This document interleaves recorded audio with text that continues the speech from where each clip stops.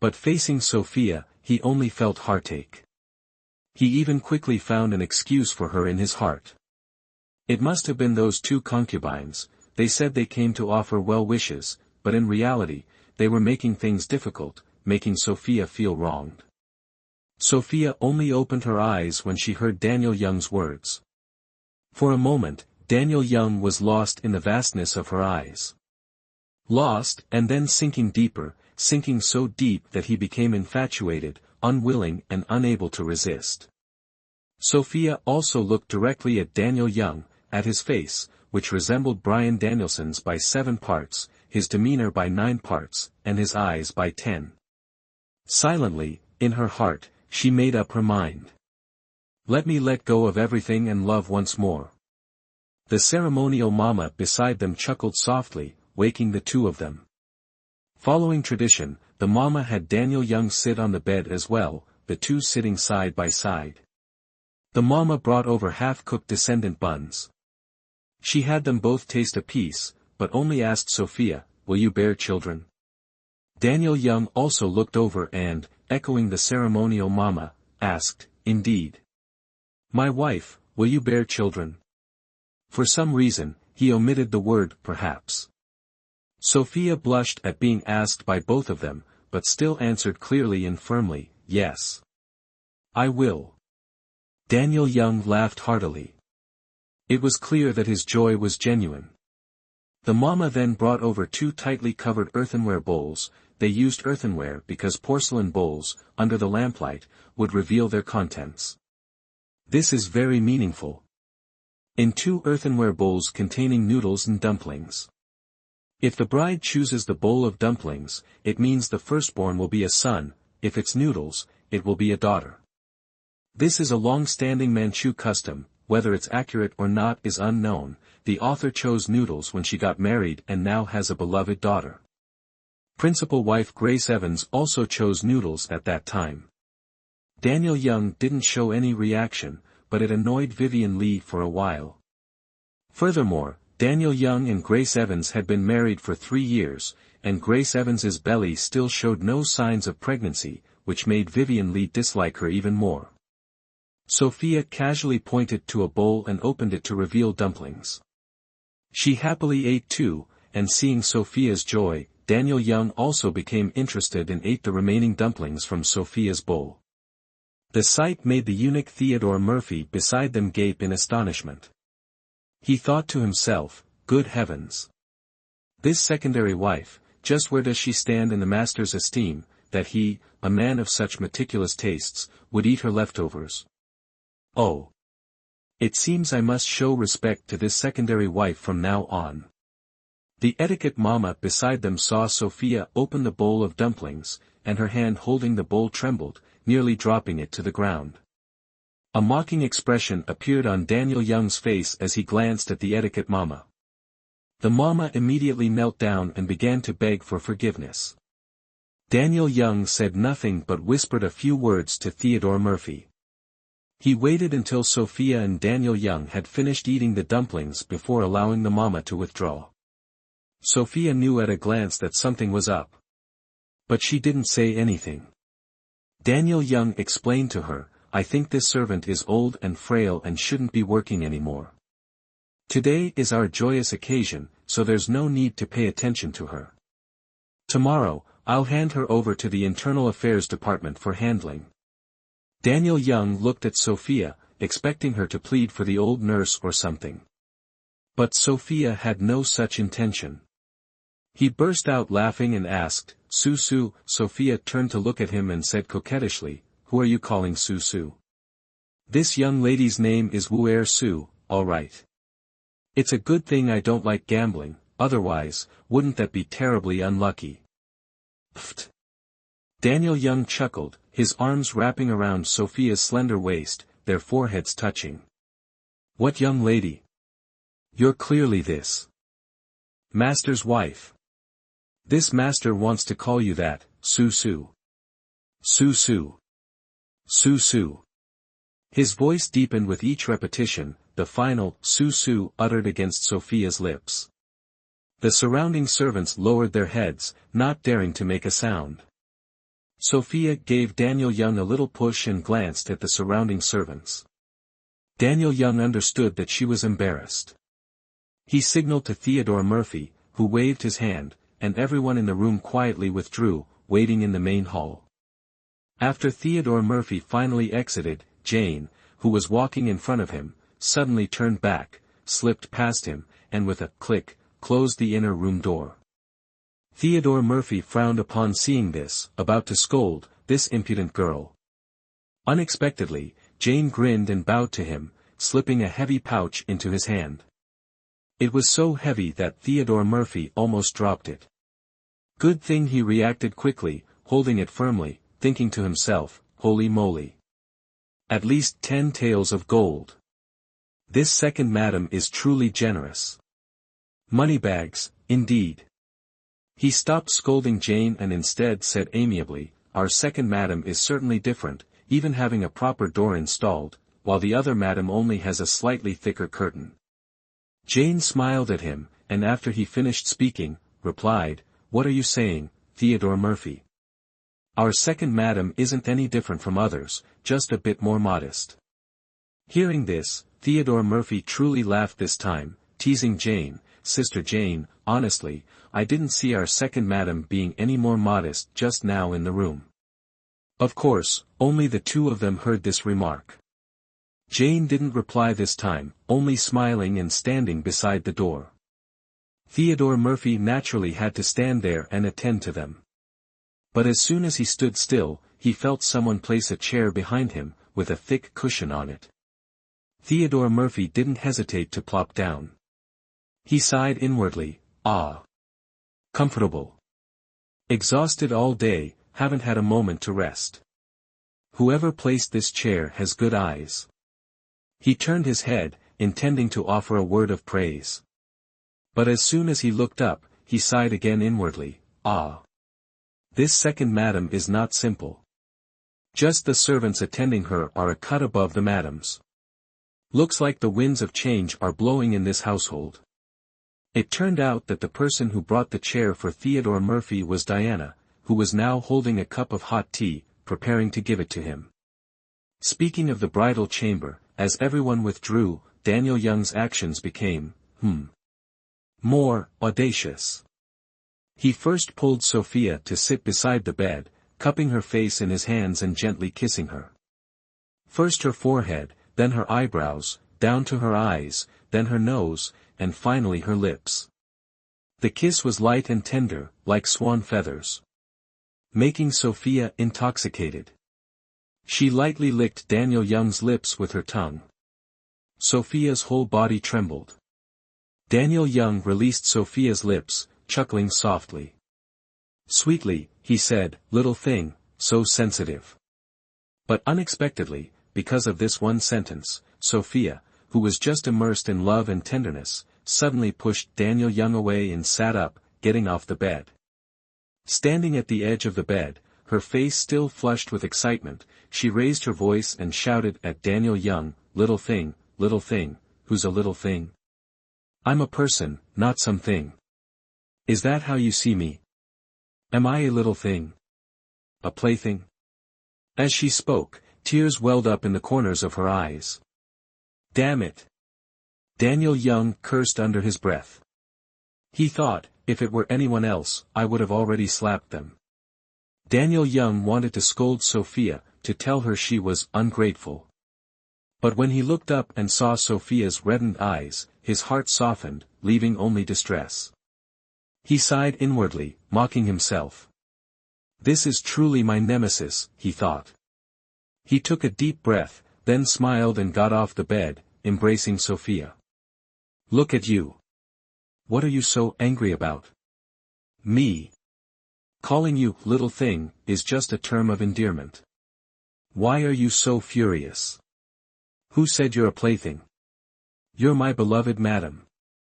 Sophia sulkily turned her head to the side, refusing to look at him, and pouted. I don't like it. I don't want to hear that. Her haughty air charmed Daniel Young completely. He turned her face back, kissed her small lips, and coaxed her with a smile. All right. If you don't like it, I won't call you that anymore, okay?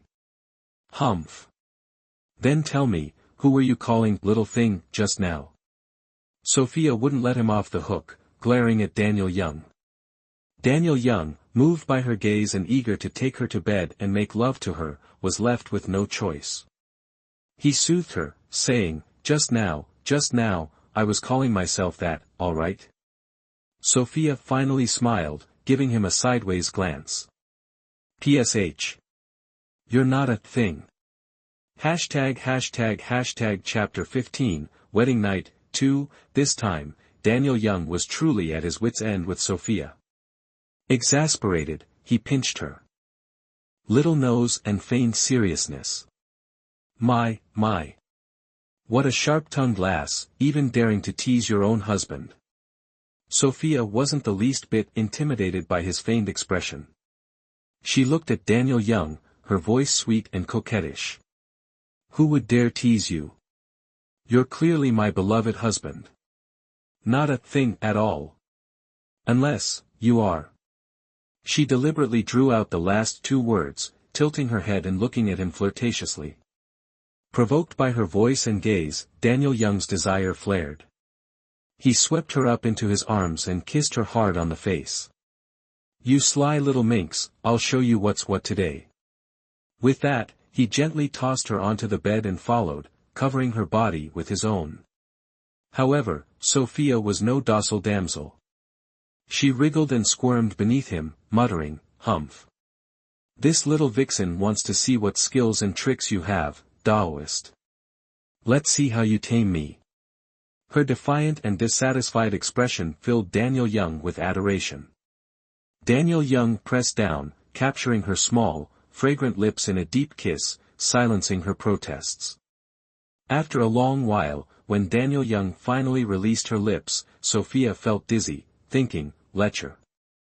Who knows how many people he's kissed before, his technique is so good, I almost suffocated. She was both pleased and annoyed. When she came to her senses again, she found Daniel Young sleeping soundly beside her, still holding her tightly in his embrace. Her heart swelled with sweetness. She stretched slightly and sat up, noticing scattered crimson spots on the white sheet. Her cheeks flushed even deeper. Jane, what time is it? Sophia called out, worried about oversleeping. Mistress, it's still early. Would you like to wash up first? Jane's solicitous voice came from outside. Yes, have someone prepare the bathwater. Sophia said, drawing the bed curtains. She was too embarrassed to let anyone see her like this, not even her closest confidant, Jane. After giving her instructions, Sophia nestled back into Daniel Young's embrace, silently listening to Jane's approaching footsteps. Jane first entered the bathroom from Sophia's inner chamber, then opened the small door leading outside, allowing someone to pour hot water into the bathtub and several compartments.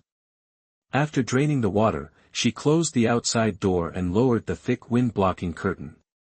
Gently entering the room, she stood outside the curtain and inquired, Mistress, the water is ready. Do you require my assistance? She knew her mistress sometimes preferred not to be attended. No need, you may leave. Unless I call, do not enter. Daniel Young's languid voice echoed. Yes, Your Majesty. Jane quietly withdrew from the inner chamber, closing the door once more.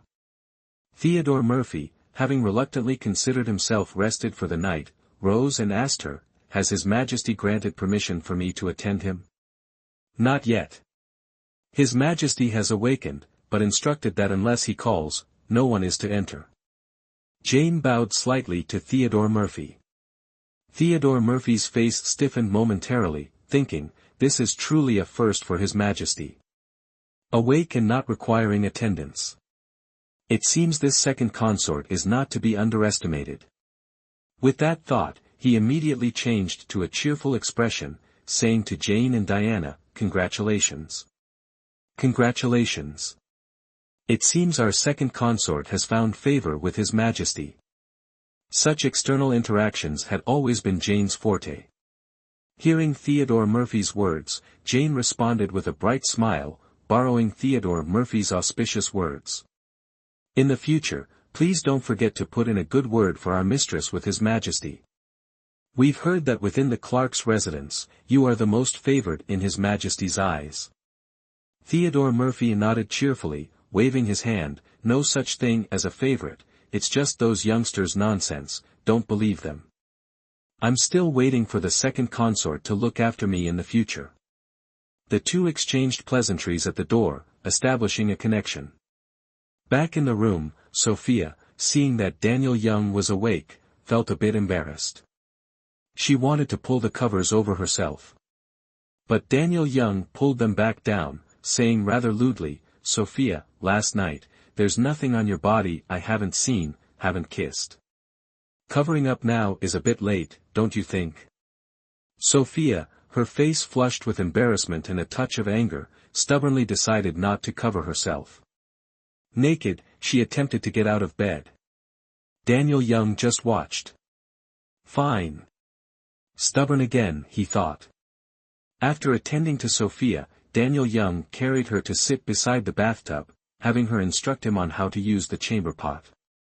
Daniel Young, a prince, was accustomed to having 4 or 5 people attending him during his ablutions. He found Sophia's presence quite normal, while Sophia, on the other hand, was very uncomfortable, her face crimson, and was further teased by Daniel Young. After Daniel Young had made use of the bathroom facilities, he contentedly carried Sophia back to the inner chamber.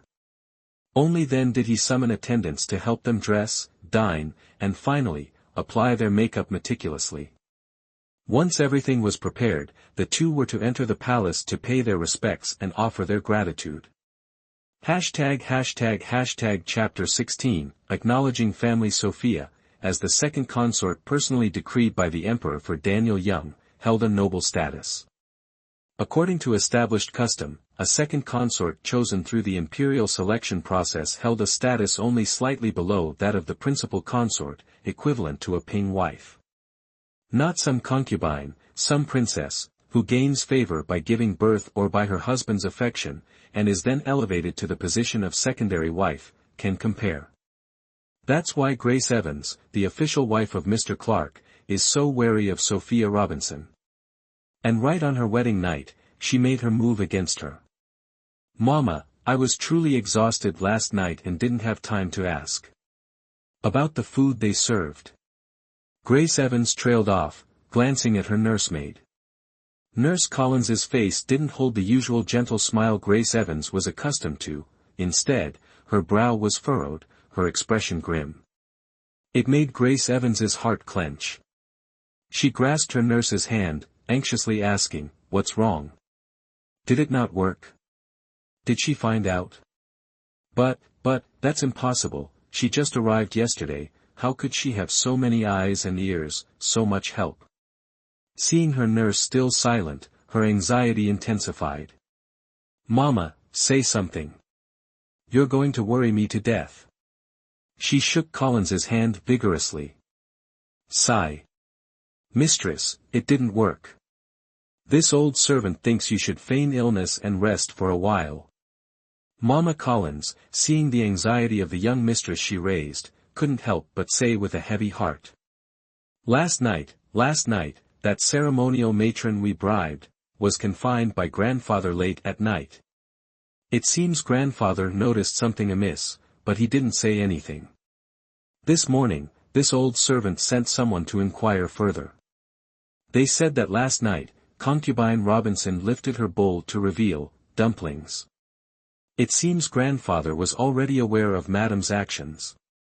Furthermore, last night, grandfather picked up concubine Robinson's leftovers and ate the entire bowl of dumplings. Nurse Collins swallowed the latter half of the sentence, unable to bring herself to tell her mistress this. She knew full well that the Clarks weren't particularly fond of her mistress, only giving the official wife some face.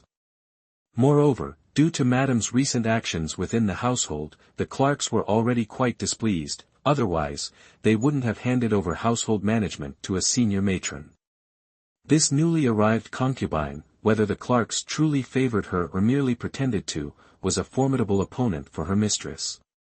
Currently, the enemy is strong and we are weak, so it's best to avoid direct confrontation, lest we create chaos in our own ranks and give them an advantage. She carefully considered her words, choosing those that Grace Evans could bear to hear. Grace Evans placed immense trust in Mama Collins. Moreover, what Mama Collins told her was indeed true. Yet, she still felt a deep sense of injustice. Tears welling up, she looked at Mama Collins and said, "Mama, why is my fate so miserable? Others envy me, marrying the prince's brother as his official wife, enjoying wealth and honor. But they don't see my suffering. Even my mother and Henry, every time they see me, they don't ask if I'm happy, they only tell me to be magnanimous and virtuous, to obey grandfather, to quickly bear him a legitimate son. Humph. They just want to latch onto a good tree. They don't think about whether their daughter is living bitterly or not." Grace Evans grew increasingly agitated, her face flushing red. "But they don't even consider what kind of people our family is. Whether we'd let them leech off us. They keep saying the family is indifferent to me because I've been married for 3 years and haven't produced a son or even a daughter. How can they blame me? In 3 years of marriage, aside from a bit of interest at the very beginning, he hasn't spent a full month in my courtyard. As time went on, his visits became shorter and fewer. Not to mention the numerous concubines and serving girls within the household, he even has several lovers outside the manor. They ask how I'm supposed to get pregnant under these circumstances." Her resentment simmered as she continued, "I see the older brothers, at least they still hold on to the desire for a legitimate heir, and while they may not treat their principal wives exceptionally well, they still show some intimacy. I don't expect him to be like the eldest prince, who only keeps the first wife, but he should at least learn from the third and fourth princes. At the very least, they both make an effort. So their wives can bear a legitimate son first." As she spoke, she let out a cold laugh, mocking herself, "Right. I was wrong. How can they be the same when they don't share the same mother? He's truly just like his fifth brother." Grace Evans wanted to continue, but Wendy Collins, beside her, covered her mouth. "My good mistress. Please, hold your tongue." Wendy Collins's face was etched with worry and anxiety. "How can you utter such words? In this old servant's opinion, the most urgent matter is to find you a proper gynecological specialist to restore your health. Listen to this old servant. This time, humble yourself before him, feign illness, request confinement to your quarters, and prioritize restoring your health. Once this storm blows over and his anger subsides, asking him for a child will be more appropriate. Don't worry, mistress. Even if he favors that concubine, how long can such affection last? Just like you said, once this infatuation fades, everyone is the same. And don't fear that she will conceive first. In this old servant's view, concubine Robinson is only 14, her body still underdeveloped.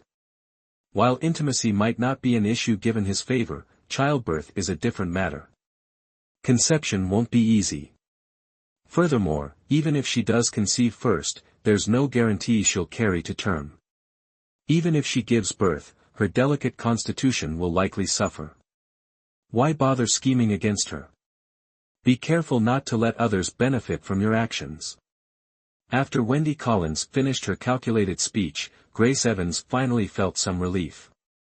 She nestled into Wendy Collins's embrace, whispering, "Mama, why is it so difficult to be a woman?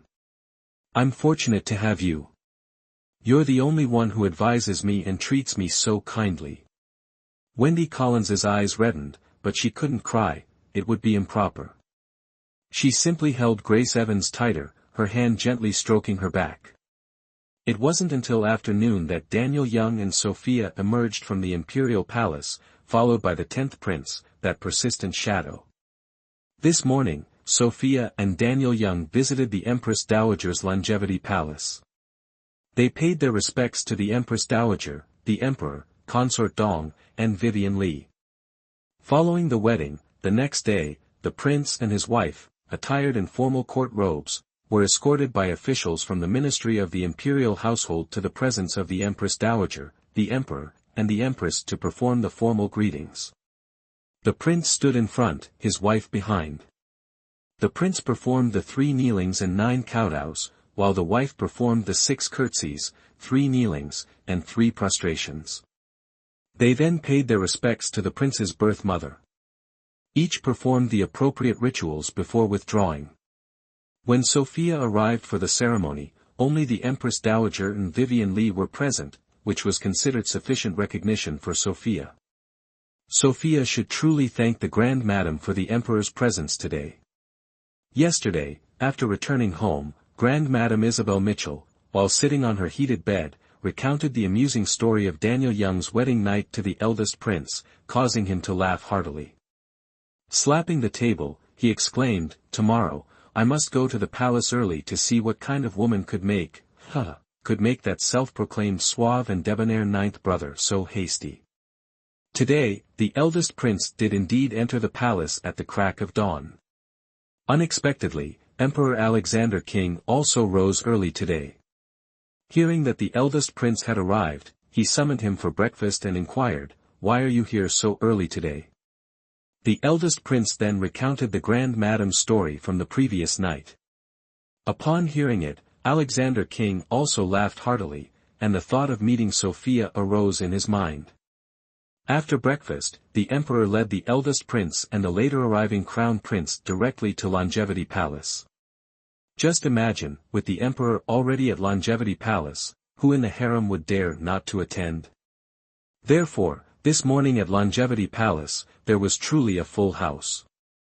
After meeting the elders, Sophia and Daniel Young performed the tea and incense ceremony in the main hall, formally introducing Sophia to Daniel Young's brothers.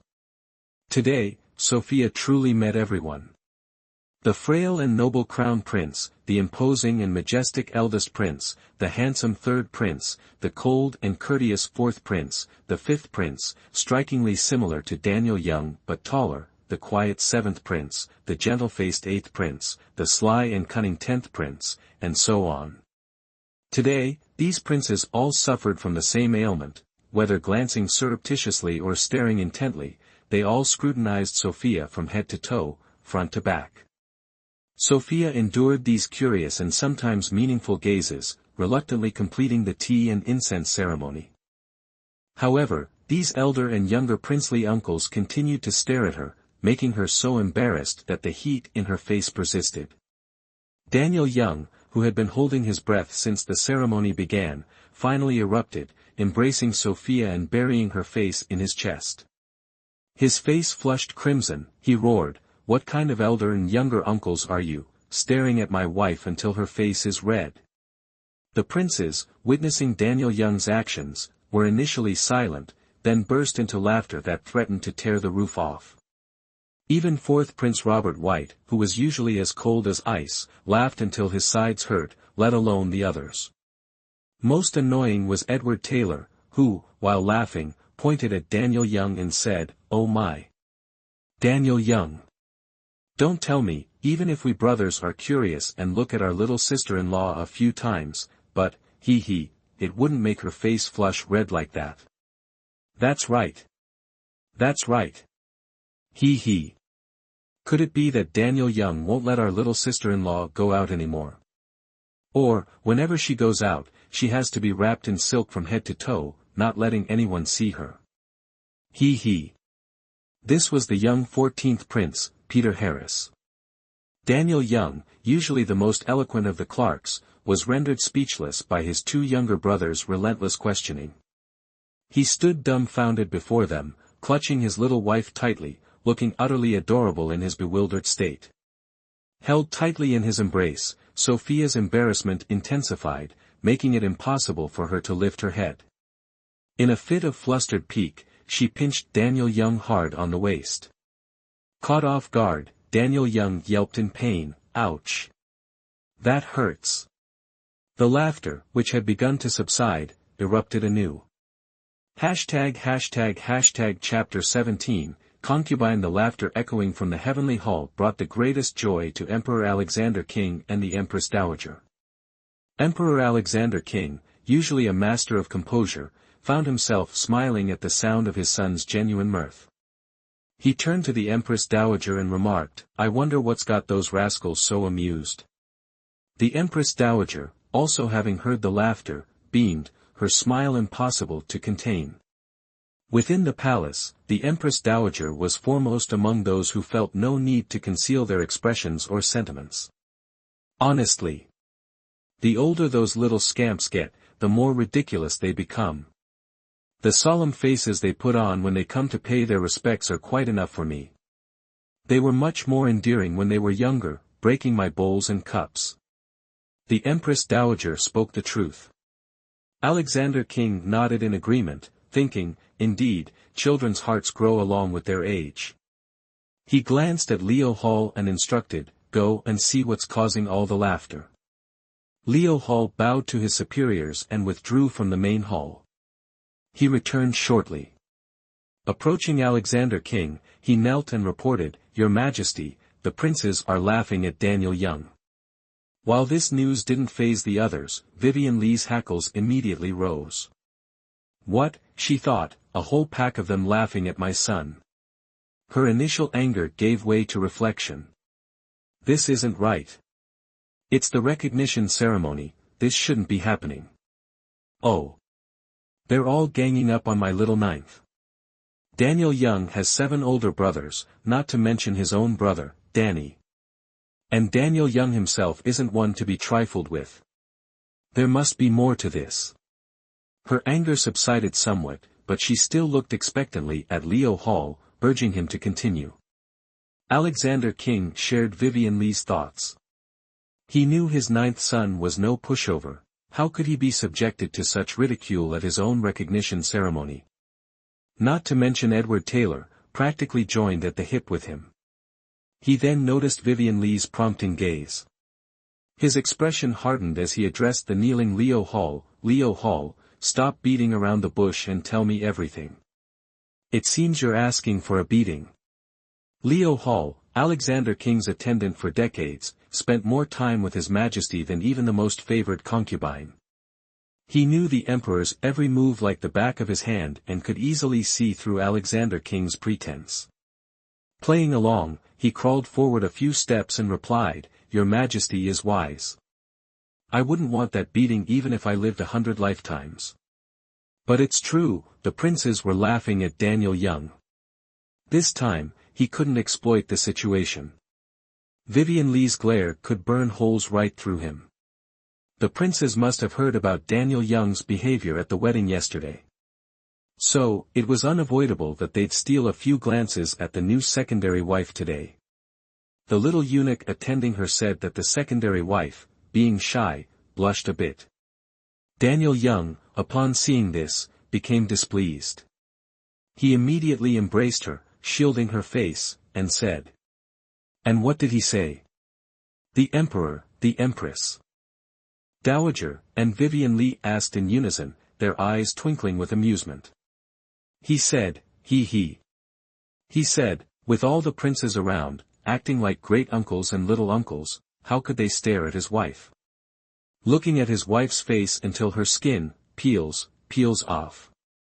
Liu Hall finished his sentence between chuckles. As his voice trailed off, the entire hall erupted in laughter. The Empress Dowager pointed at Vivian Lee and said, "Vivian Lee, haven't I made a good match this time? Tomorrow, you'd better open your little treasury and send a generous matchmaking gift." Vivian Lee felt both relieved and deeply delighted. See, she wasn't wrong. Oh, Ni Tuk was indeed a match made in heaven for Daniel Young. With her through the door, the day she'd hold her grandchild was within reach. She didn't stand on ceremony with the Empress Dowager, oh my. "Empress Dowager, what are you saying? Isn't matchmaking your duty? Daniel Young is your nephew. Why are you asking me, an outsider, to give you a gift? If anyone should give a gift, it should be His Majesty. What does it have to do with me? I'm poor. There's nothing good in my treasury, so don't target me." The emperor was also pleased. Daniel Young, always unrestrained in his pursuit of women and resistant to advice, having a thoughtful secondary wife was a good thing. It was better than him gallivanting outside all day. He turned to Vivian Lee, laughing as he spoke, "You stingy little devil. You speak as if it's true. Normally, I never mistreat you. Whenever there's something good, I always think of giving you a share. And you, at a time like this, you push me out. Truly heartless." The emperor's words were true. Currently, in the palace, the only ones he truly cared about were Vivian Lee and the virtuous consort. Although they were older and their visits to the imperial bedchamber were fewer, Alexander King never neglected to spend time with them. Otherwise, Vivian Lee wouldn't constantly be vying with the virtuous consort. She wanted to secure the top spot in the emperor's heart. With a haughty expression, Vivian Lee shot Alexander King a sideways glance and said petulantly, "I don't have anything, that's that. If the Empress Dowager wants a generous matchmaking gift, she should ask His Majesty. After all, Daniel Young is his son, he should be the one to give it." Alexander King smiled and nodded, turning to the Empress Dowager, "Mother, this son is also penniless. Have some mercy on this son. Can this thank you ceremony be waived?" Alexander King certainly wasn't lacking in fine possessions, he was merely coaxing the Empress Dowager into good humor. The Empress Dowager, also in on the joke, said with a serious face, "Affection is affection. Money is money. Even if you are my own son, what should be collected must be collected." Having said that, she burst out laughing, unable to contain herself any longer. In short, the ceremony to acknowledge the newborn amidst a joyous and harmonious atmosphere concluded beautifully. The emperor still had matters of state to attend to, so after exchanging a few more words with the Empress Dowager and Vivian Lee, he rose and returned to his official duties. As for the princes, these older brothers, they were kept back in the palace by the Empress Dowager for a lavish luncheon before being allowed to leave. By the time Sophia and Daniel Young left the palace to return to their residence, they carried not only rewards from the Emperor and Empress Dowager, but also generous gifts from Vivian Lee and the other consorts. Naturally, there was also a tag-along, Edward Taylor. Unexpectedly, Edward Taylor followed them all the way to the clerk's residence, only to tell Daniel Young that he had suddenly remembered some business at home, offering a quick farewell before departing, leaving Daniel Young utterly bewildered. In the end, the two finally returned home, able to rest comfortably. Sophia, having bathed and changed into casual clothes, addressed Daniel Young, who was luxuriating on her custom-made chaise lounge, "My lord. Should I not pay my respects to the madam? And also, to your, other, people?" Daniel Young, comfortably reclining on the chaise lounge, opened his eyes at her words. Teasingly, he looked at Sophia and asked, "Your lords, other, people. Who might those be?" "Humph. Who else could they be but your precious darlings?" Sophia, exasperated by Daniel Young's flippant demeanor, plopped down on the chair furthest from him, turning her face away in a huff. Officially, Daniel Young only had Grace Evans as his principal wife.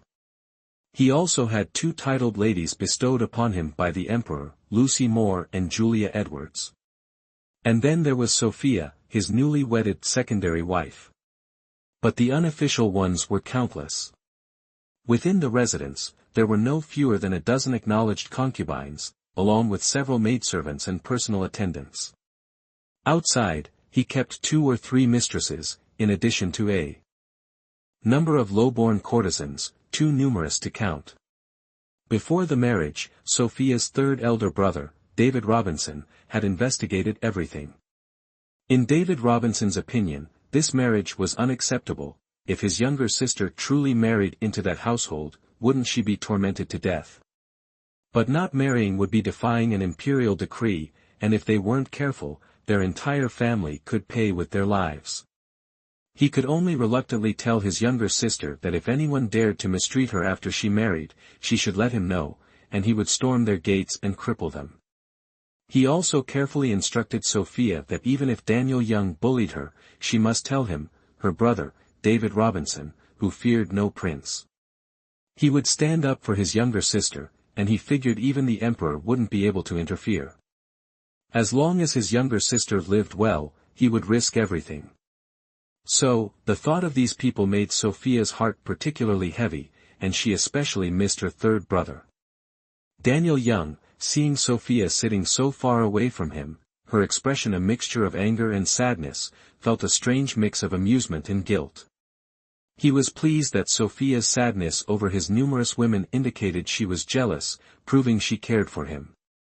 Guilty conscience, indeed. Truthfully, he didn't consider having many women a big deal, they were merely playthings for amusement. His wife had never dared to give him the cold shoulder over this. If she did, he'd certainly punish her for her jealousy. But seeing Sophia's sulking, heartbroken demeanor, he felt he might, perhaps, possibly, have erred. He seemed to have hurt Sophia, and felt particularly guilty towards her. Therefore, he. Humph. All of you, leave. Get out. Out. Return only when summoned. Daniel Young waved his hand, shooing everyone away like flies until Jane closed the inner chamber doors. He shot up, strode to Sophia, lifted her onto the chaise lounge, and personally removed her shoes to massage her feet. Sophia, you must be tired after this morning. Do your feet ache? Let me massage them for you. These words were spoken so tenderly. If Vivian Lee saw Daniel Young like this, she might faint on the spot. He, her own son, had never offered to massage her feet. Sophia glanced at him, catching his guilty, ingratiating expression. Seeing him, a prince, her elder brother, performing a servant's task to appease her, a smile touched her tense face. Daniel Young, seeing an opening, became bolder with his massage, moving up her calf and thigh as Sophia feigned ignorance, closing her eyes to enjoy his ministrations. With her eyes closed, Sophia suddenly asked, "My lord, besides those within the residence, I hear you have 6 other consorts, is that true?" Nonsense. Not 6, only 2.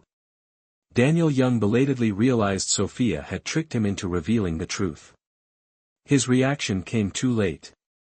Hearing this, Sophia sat up, eyes reddening, on the verge of tears. Daniel Young's heart immediately ached. Oh dear. Sophia, what's wrong? What's wrong? My lord. You have so many within the household, and more outside. You lack for no one, inside or out, so why do you still wish to marry this servant girl? Sophia spoke softly, tears welling up but not falling. Nonsense. It was the emperor's decree, of course. Daniel Young thought to himself. But he couldn't say that aloud, especially since he'd been captivated by Sophia from their first meeting. Seeing her near tears, his heart ached. Daniel Young suddenly wondered, if Emperor Henry hadn't impulsively granted him only a secondary consort and had given Sophia to another, what would it be like to encounter her in another man's household? The thought was unbearable. The mere idea of Sophia belonging to someone else sent stabs of pain through his heart, so intense he couldn't contemplate the possibility. Emperor Henry, for once in his life, had made a wise decision, done one good deed. Daniel Young shifted his gaze and replied to Sophia, "Isn't it because I hadn't met you, Sophia, that there were so many others?" As soon as he finished speaking, Sophia's gentle demeanor vanished, her eyes brightened, her tears receded, and a captivating blush crept onto her cheeks. Daniel Young was immensely pleased with himself. See. I don't usually speak sweet nothings, but look. How effective they are. Seeing Sophia's radiant expression, he leaned in and kissed her small, delicate lips. Seeing his amusement and having stolen a small kiss, Sophia casually added, "You mean it, right? You're not just coaxing me, are you?" Daniel Young nodded vigorously, thumping his chest as he declared, "My words are never false. Every word is golden, of course, it's all true." Sophia cast a flirtatious glance, her eyes fixed on Daniel Young. "So, now that you've met me, what will happen to the others?" Hashtag chapter 18, What to do. Daniel Young was stunned. When he regained his composure, he saw Sophia looking at him with a worried expression. Ha! Ha! Ha! Daniel Young roared with laughter, pointing at Sophia and saying, "You little rascal, so you were waiting for me here." Initially, Daniel Young felt a flicker of displeasure. He thought to himself, "I'm fortunate to have a few women. How can I be controlled by her? Let alone a secondary wife, even if she were the principal wife, I wouldn't give face." He was about to scold Sophia. But seeing Sophia's anxious and uneasy expression, his heart softened. He thought, "Oh well. This little darling is just too fond of me, too concerned about me." So he changed his expression and laughed heartily. As she asked this question, Sophia's heart pounded. After all, she had only just entered the household, and hastily eliminating Daniel Young's other women wasn't wise. But she couldn't help it. Regardless, at this moment, this was her thought, her desire to possess Daniel Young entirely. As for the others, let them figure it out themselves. She wasn't about to pretend to be magnanimous, she wasn't some Mary Sue. Then Daniel Young laughed. Her heart found peace. After a period of worry and joy, Sophia truly cried, tears streaming down her face uncontrollably. Seeing Sophia's tears flowing like a broken dam, Daniel Young knew that the little lass must have been scared to death just now. Afraid of his anger, afraid of his disapproval, afraid of losing his attention. Daniel Young's heart softened even more. The last vestiges of his displeasure were washed away by Sophia's tears.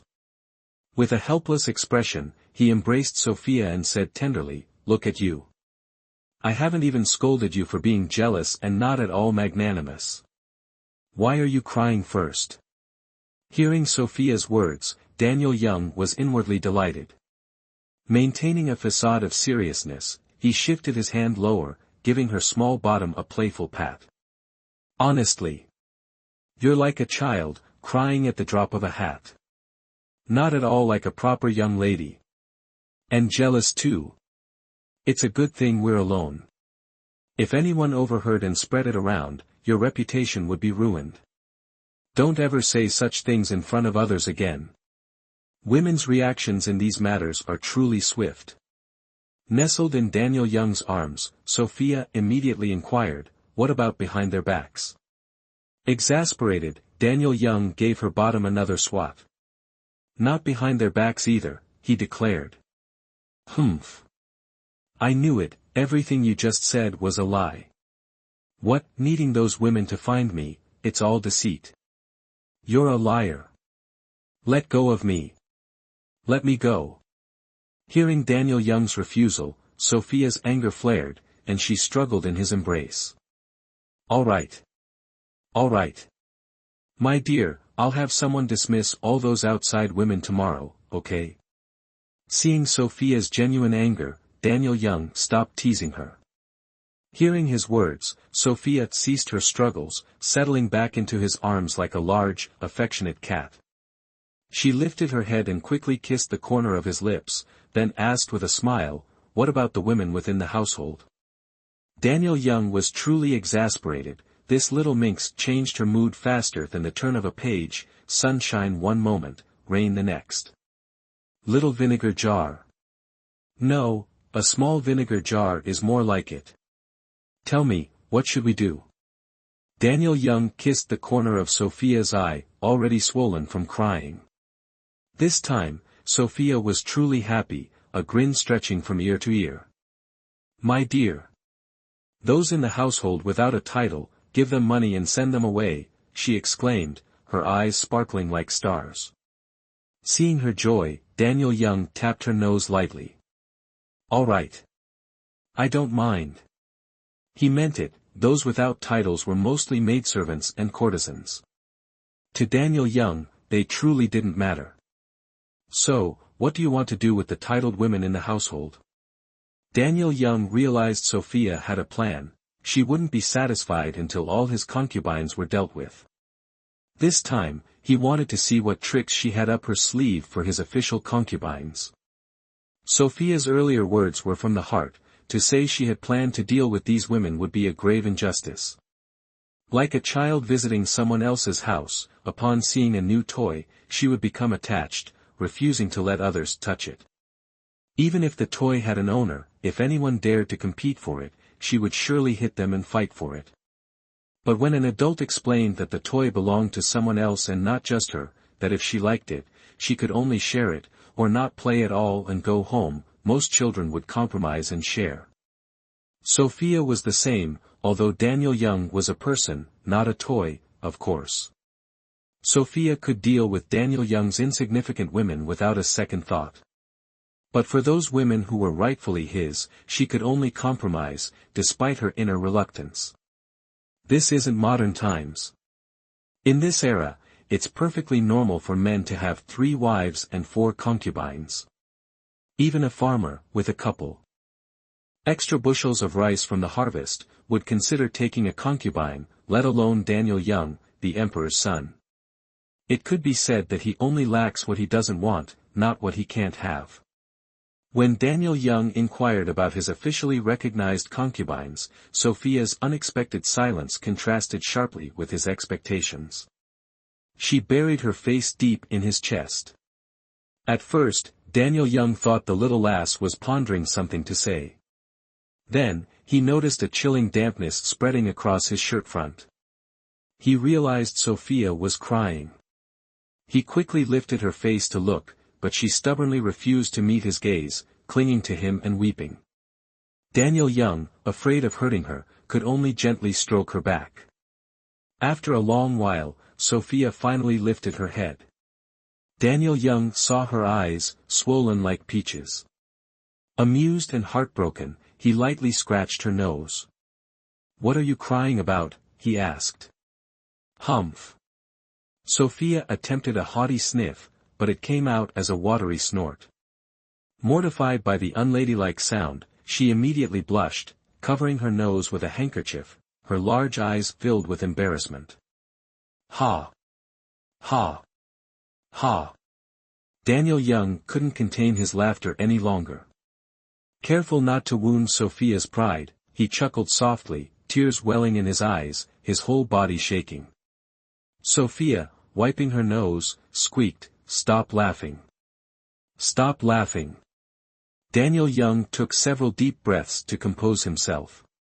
Heh heh. Cough. Not laughing anymore.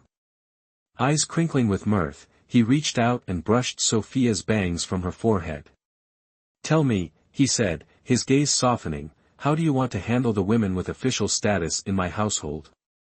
Sophia wiped her nose vigorously with her handkerchief before replying glumly, "Listen here, I'm not some bloodthirsty demon. I have no intention of handling your legitimate wives and concubines. They've all served you longer than I have, and they come from respectable families. To be your wives and concubines, your ladyships, means you must care for them. I may be jealous and dislike them, but I won't degrade them by comparing them to mere courtesans and serving girls." Daniel Young looked at her with surprise, taken aback by her words. Sophia shot him a sideways glance. "What?" she huffed. "Did you think I was some unreasonable, tyrannical shrew?" Daniel Young chuckled again. "Well, you were a bit like that at first, but not anymore." At his words, Sophia let out a cold laugh, her ruby lips uttering icy words, "While I won't humiliate them, I also don't want to see them. And I don't want to interact with them in the future. I'm making that clear today. You're not mine alone, that's true. But from now on, in my courtyard, there will only be me. No one else is allowed to come here looking for you. If 1 or 2 more people like yesterday show up at my courtyard, wanting to kowtow or whatever, I'll chase them away. I don't want trouble with them, and they shouldn't provoke me. If we meet outside, I'll observe all proper etiquette and give them due respect. But you must promise me, once you're here, you won't mention another woman. Not a single word, otherwise, what will you do?" Daniel Young, observing her haughty demeanor, inquired curiously. Otherwise, I'll cut my hair and become a nun. Sophia declared coldly. You. Aren't you afraid of becoming a nun, living an austere life before the Buddha's light? Daniel Young challenged Sophia. Sophia shook her head, chuckling as she addressed Daniel Young, My lord, haven't you ever heard a joke? What joke? Daniel Young thought to himself, this girl changes the subject so quickly, why is she talking about jokes now? Let me tell you. This joke goes like this. Sophia deliberately piqued Daniel Young's curiosity. Baldy. Release the abyss at once. Sophia finished, her small hands covering her mouth as she giggled. Daniel Young was stunned for a moment before understanding the meaning of Sophia's joke.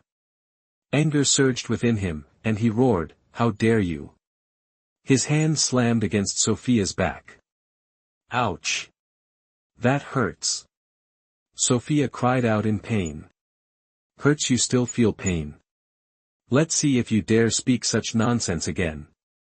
This time, Daniel Young didn't try to soothe Sophia, he was genuinely angered by her words. Humph. If you don't agree to what I said earlier, I'll show you. We'll just see. Sophia, equally defiant, retorted to Daniel Young. You. Daniel Young repeated the word you, his fury making his hair stand on end. He flung his sleeves and stormed out of the room. Once his entourage had left, Jane and Diana immediately rushed in to check on Sophia. Seeing her eyes swollen like peaches, they anxiously asked, Mistress. What happened? Nothing happened. Jane, prepare a milk bath for me. I want to soak a bit longer. Sophia dismissed their concerns. Jane and Diana exchanged glances and reluctantly obeyed. As she was about to leave, Jane turned back to Sophia, Mistress, while the Lord was here, Wendy Collins, Lady Collins's maid, came to say that the lady has been unwell these past few days and wishes to rest in her chambers for a few days. She said you needn't pay your respects today. Humph. How timely that she's fallen ill. Fine, if she doesn't want to see me, I don't want to see her either. Who cares? Go prepare my bath. Sophia scoffed, dismissing the matter. Jane and Diana then retreated. That night, Daniel Young did not return to the bridal chamber. Though slightly disappointed, Sophia maintained her composure and slept soundly. Chapter 19, Being the mistress waking up early in the morning, her mood remained remarkably good. It wasn't entirely true that Sophia felt no anxiety about Daniel Young's anger. But she had a strong intuition that Daniel Young wouldn't stay angry with her for long, mostly because the last joke she told last night had provoked him.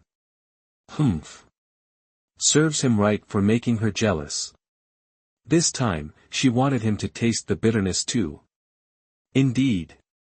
Before Sophia had even finished breakfast, Theodore Murphy, the grand eunuch serving the Clark's family, came to request an audience. He said that the Clark's family had a message for the second madam. Sophia, after preparing herself, sat in the main hall to receive Theodore Murphy. She greatly disliked having a crowd of people casually entering and exiting her private quarters. Only when Daniel Young was present could Theodore Murphy enter Sophia's private chambers. Ordinarily, even when Jane and Diana were home, they typically attended to her in the main hall. In her bones, she still retained some modern habits, such as disliking others entering her private space, and, for instance, when with Daniel Young, not liking others to pry. With Sophia's permission, Theodore Murphy respectfully entered the main hall and carefully bowed in greeting. Sophia, seated firmly in her chair, calmly acknowledged his obeisance before allowing him to rise. Theodore Murphy thought to himself, this second wife puts on more airs than the first wife. The first wife always greeted me warmly. His thoughts shifted, true enough, this second wife is indeed resourceful. Though the master left the bridal chamber in anger yesterday, he didn't summon anyone and unusually slept alone in the study. The maids in the rear courtyard vied to attend him, but he dismissed them all. For this alone, this second wife deserves my utmost respect. Seeing Theodore Murphy's bowed silence, Sophia grew impatient. Theodore Murphy, Grand Steward. The master, what message did he bid you convey? Theodore Murphy immediately collected himself and respectfully replied, My lady. The master merely instructed this servant to inquire after your well-being. Did you rest well last night? Sophia was taken aback. She thought, what a question. Does he have nothing else to say? Then it dawned on her, oh, he wants me to give him an out. A smile spread across Sophia's face. Theodore Murphy was indeed Daniel Young's confidant, he thought the same. Otherwise, why would he be so cautious and respectful, offering such a grand salute to Sophia, a mere second wife? He stealthily observed Sophia's expression, inwardly praising, this second wife, Sophia, exudes an aura of refinement. When serious, she appears noble and commands respect. But when she smiles, she becomes even more captivating and endearing. No wonder she has the master wrapped around her finger so soon after the wedding. Jane. Go with Eunuchda and reply. Tell him I slept very poorly last night, my heart filled with unease, and I don't know why. This morning, upon seeing this breakfast. Sophia wanted to exaggerate further, but thought better of it. She paused, letting her words hang. Just tell him that. She flicked her hand, dismissing Theodore Murphy and Jane to see Daniel Young. Turning, she beckoned Diana closer and asked, what did the kitchen send today? My lady, it appears to be a typical breakfast. Jane and Diana had served Sophia for more than just a day or two. They were intimately familiar with their mistress's palate. The standard Manchu breakfast of baozi, milk, preserved meats, and hot pot was not to her liking. In the mornings, their mistress preferred various porridges accompanied by seasonal vegetable salads. Even those who had served her for a long time, like themselves, found this breakfast more appealing. Having just arrived at the Clark's residence, they were bound by palace regulations, allowing their mistress only 2 senior maids and 4 junior maids. The rest were assigned by the Imperial Household Department. The main and smaller kitchens within the residence were staffed by others, so their mistress could only make do for the time being. Sophia frowned upon hearing this, quickly grasping the situation. It seemed she'd have to find time to speak with Daniel Young today about the possibility of building a small kitchen within her courtyard. Just as she thought of him, a voice called out greetings from beyond the door. Daniel Young entered as he spoke, and Sophia joyfully welcomed him. With a coquettish glance, she curtsied, saying, Greetings, my lord. A smile spread across Daniel Young's face. He helped Sophia up, teasing, Sophia, rise quickly. Let me feel if this heart is still a flutter. He playfully reached towards her chest. Sophia swatted his hand away, pouting. Don't touch. Seeing you has already cured me. Daniel Young wouldn't let her off so easily. Nuzzling her nose, he asked, Have I become your heart medicine, then? Indeed. In my heart, you are the miraculous elixir that cures my ailments. More precious than gold or jewels. Sophia's sweet words flowed like honey, charming Daniel Young and setting his heart ablaze. Humph. Such honeyed words. No mention of monks or Taoist priests. Who knows, perhaps their chants could also cure your racing heart. Though enjoying her flattery, Daniel Young's words held a distinct tang of jealousy. Later, because of Sophia's jest, Daniel Young would never look kindly upon monks or Taoist priests. He. I'm not a nun, why would I join them? I was only joking yesterday. I didn't expect you to be so angry. I couldn't sleep all night. Sophia didn't admit fault, instead clinging to his sleeve, feigning innocence. Jane and Diana, attending nearby, thought to themselves, Mistress's ability to lie with a straight face and coax with closed eyes has truly improved. Daniel Young's expression softened slightly, but he remained stern. I hear you haven't eaten anything this morning. Causing such a fuss, starving yourself. You're still young, growing, why don't you understand these things? I can't take my eyes off you for a moment before you start something. Yes, it was my fault. I simply missed you so much, I couldn't eat. Her sweet words finally calmed the storm in Daniel Young's heart. Soon, a table of food was brought in, but none of the dishes were to Sophia's liking. She first served Daniel Young several portions.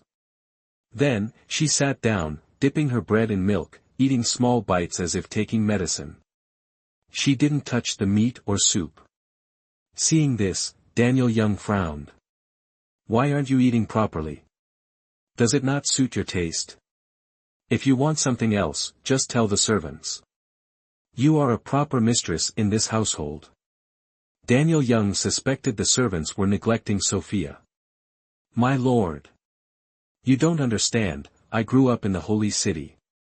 I'm not used to the food here in the capital. My lord. Sophia put down her chopsticks, no longer eating, and ignoring whether Daniel Young had finished. She shook his arm, acting spoiled. Daniel Young looked at her with amusement and asked, My dear, I'm right here. My dear, my dear, my dear, my dear, Sophia called him repeatedly, her eyes blinking as she looked at Daniel Young. All right. All right. I understand. I'll have your family send 2 cooks who know your tastes.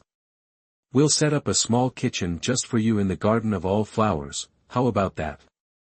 Daniel Young finished speaking, having understood Sophia's unspoken request. Moi. Sophia, unconcerned with the presence of the servants, planted a kiss on the cheerful Daniel Young's cheek. Daniel Young grinned, unable to explain the deep connection he felt with Sophia. Daniel Young coaxed Sophia to eat a little more before the belated breakfast was cleared. Then, problems arose. Yesterday, Sophia hadn't paid respects to the madam upon her return, nor had she met the other ladies and concubines. Today, the madam had closed her courtyard doors, claiming illness, and the ladies and concubines in the inner courtyard were waiting to meet the new mistress of the house. How was this mess to be handled? Furthermore, with the madam ill, who would take over the household management? Would it be Daniel Young's wet nurse who continued to manage, or would it be handed over to Sophia, the second madam?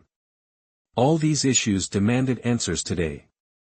Daniel Young and Sophia stared at each other for a long moment before Daniel Young finally spoke. He feigned a cough and instructed Theodore Murphy, There are 2 things I need you to do today. Yes, sir.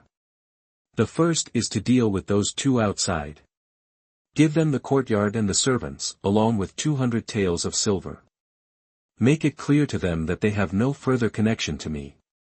They are not allowed to come looking for me or use my name to deceive others outside. If they do, they'll face the consequences. Yes, sir. Theodore Murphy was astonished, thinking, when did Master decide this? There was no indication beforehand. But the greater surprise was yet to come. Also, you and the head mama need to investigate how many maids and courtesans in the inner courtyard are causing trouble. Ahem. You understand what I mean. Dismiss all such individuals with their contracts. They are not allowed to return to the residence, and they are not to speak ill of us outside. Yes, sir. If Theodore Murphy had been astonished before, he was now terrified. Master seemed to have changed completely. He was just about to leave to make arrangements. Wait. Go to the inner courtyard personally and tell Lucy Moore and Julia Edwards that the second madam prefers peace and quiet and doesn't like noise. The Garden of All Flowers is no longer needed. Let them stay in their own courtyards and live peacefully.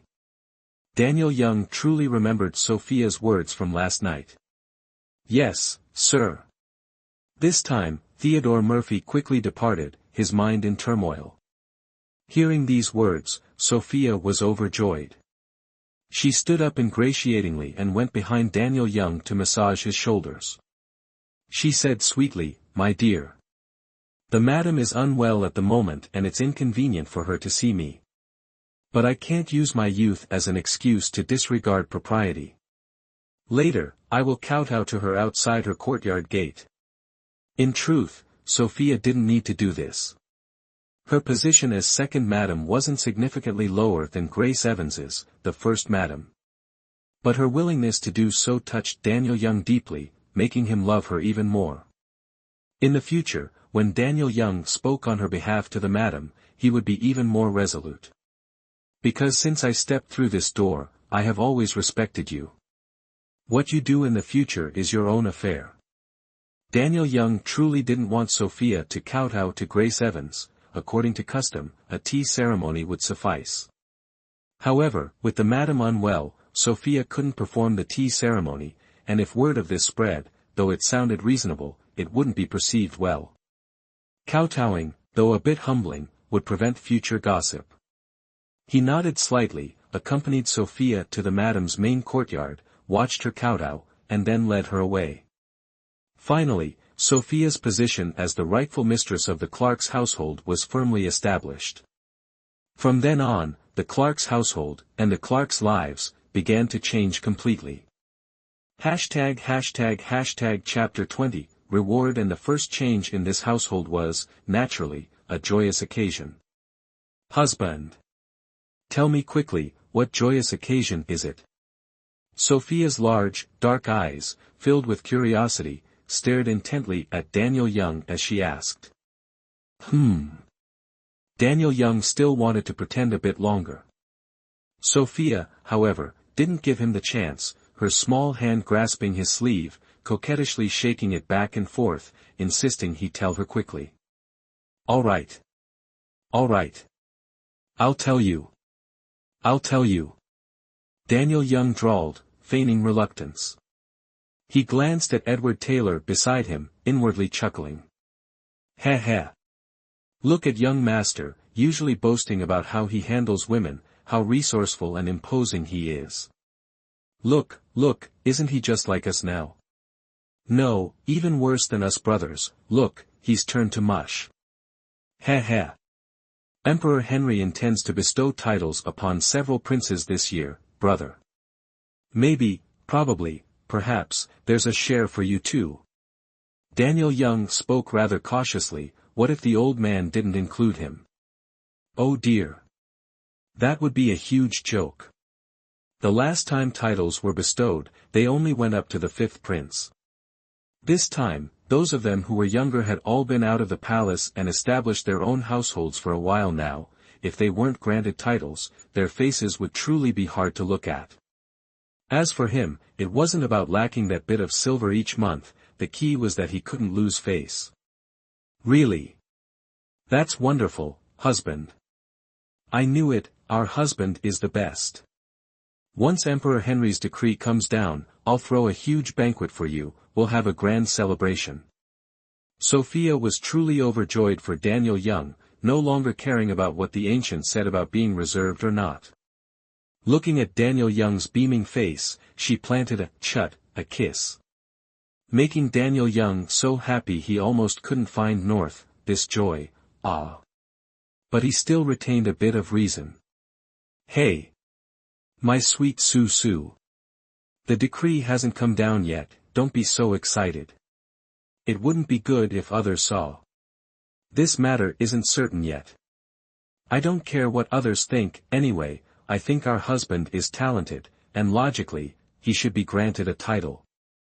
Sophia truly wasn't afraid of how others looked at her or what they said about her. She lived for herself, not for others. But she also knew that before the decree was issued, they couldn't be ostentatious.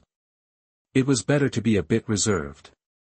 She calmed her emotions, lowering her voice to whisper a string of sweet nothings into Daniel Young's ear. Daniel Young, overjoyed, disregarded Edward Taylor's large frame beside them. He pulled Sophia onto his lap, their foreheads touching, and softly inquired, "Are you truly this happy for me?" "Of course. Husband and wife are one.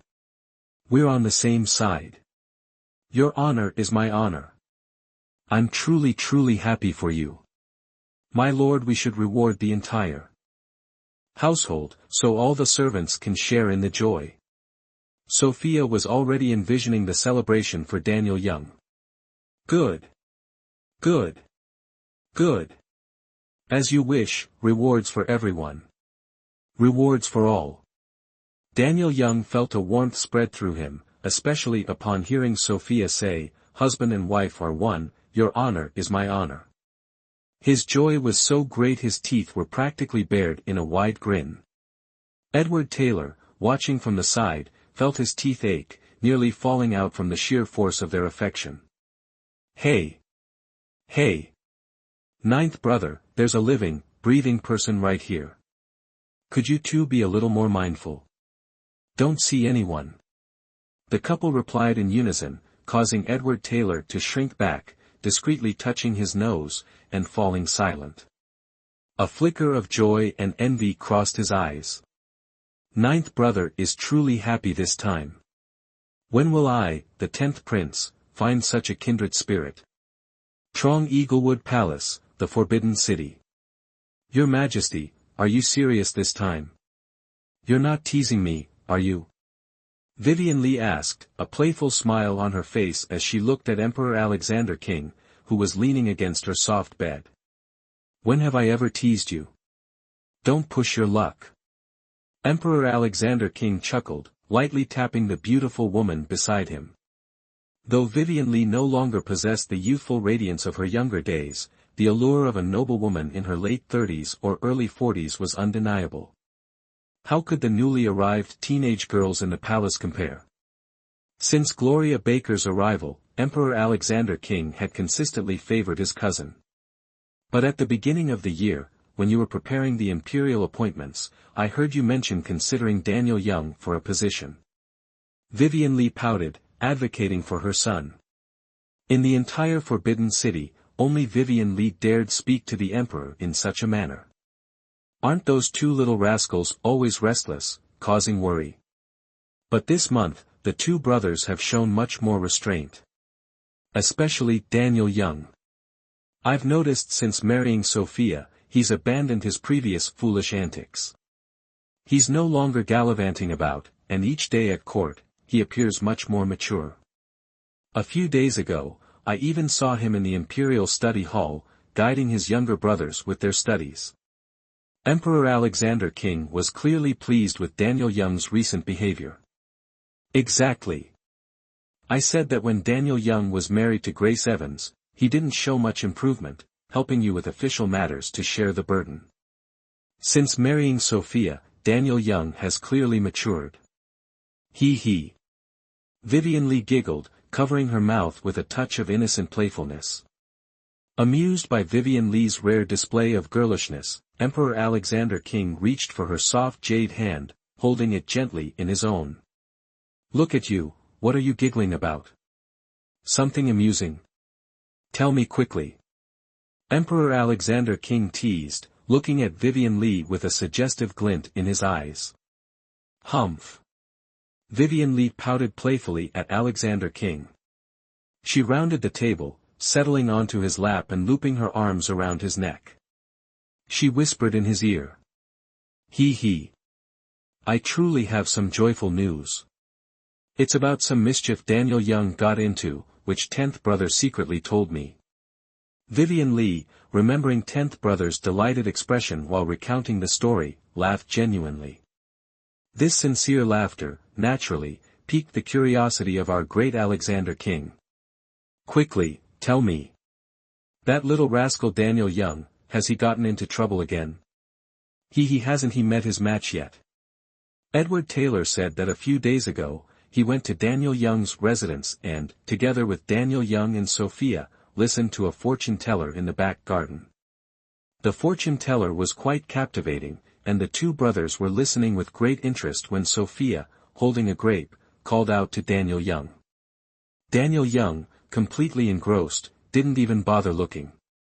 He simply opened his mouth, ate the grape from Sophia's hand, and turned back to continue listening.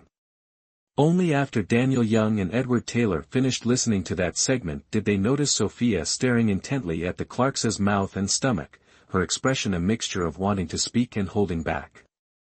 Vivian Lee recounted the story with gusto, acting it out as she spoke.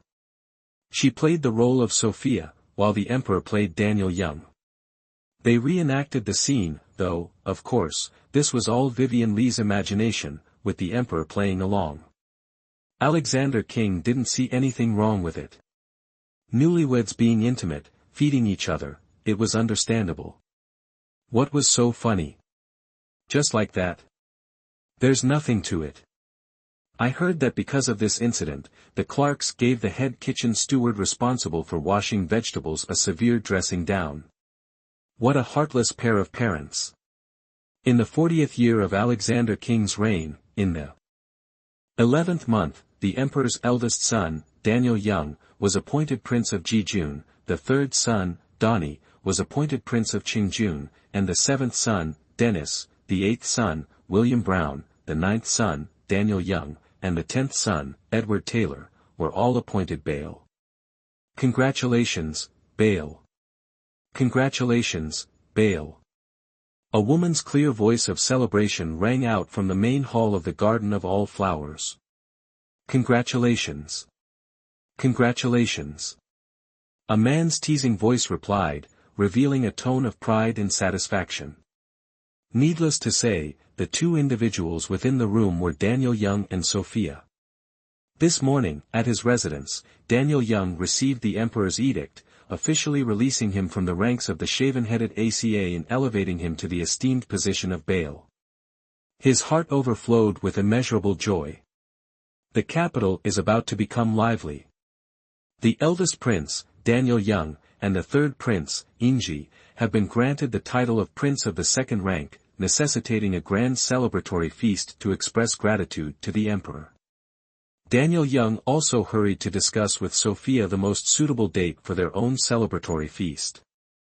According to custom, Daniel Young should have consulted with his principal wife, Grace Evans, regarding this matter. However, since marrying Sophia, Daniel Young's heart and eyes held no room for anyone else. Even principal wife Grace Evans had to take a back seat. Naturally, he had to discuss this matter with his beloved first.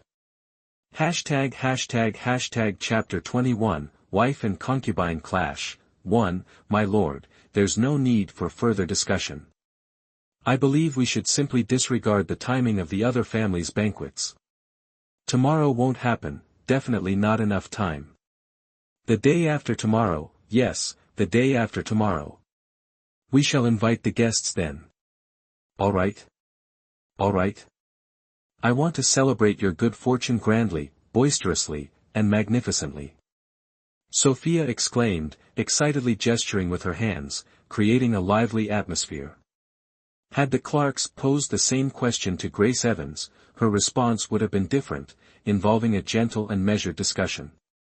My lord, perhaps we should inquire about the dates chosen by other households for their celebrations. Then, we could slightly postpone ours, arranging it afterward.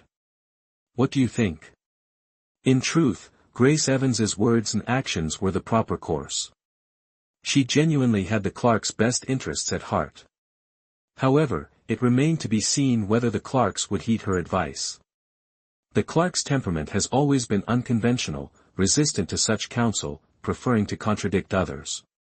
Especially given her cautious and reserved nature, like a trembling leaf fearing to fall, it was merely a celebratory feast, hardly requiring such meticulousness. With the Clark's disposition, his anger would have already flared. What's there to fear? Going around inquiring. Am I not Emperor Henry's son? What's the harm in holding my feast a few days earlier, preceding a few elder brothers? He would undoubtedly defy her, holding the feast the very next day, just to prove a point. Sophia and the Clarks had spent nearly 2 months together, day and night. It wouldn't be an exaggeration to say she had a firm grasp of his temperament, or nearly so. It must be said that harmonious coexistence between individuals relies heavily on compatible auras. Grace Evans and the Clarks had been together for 3 years, yet she still hadn't grasped the pulse of this lord.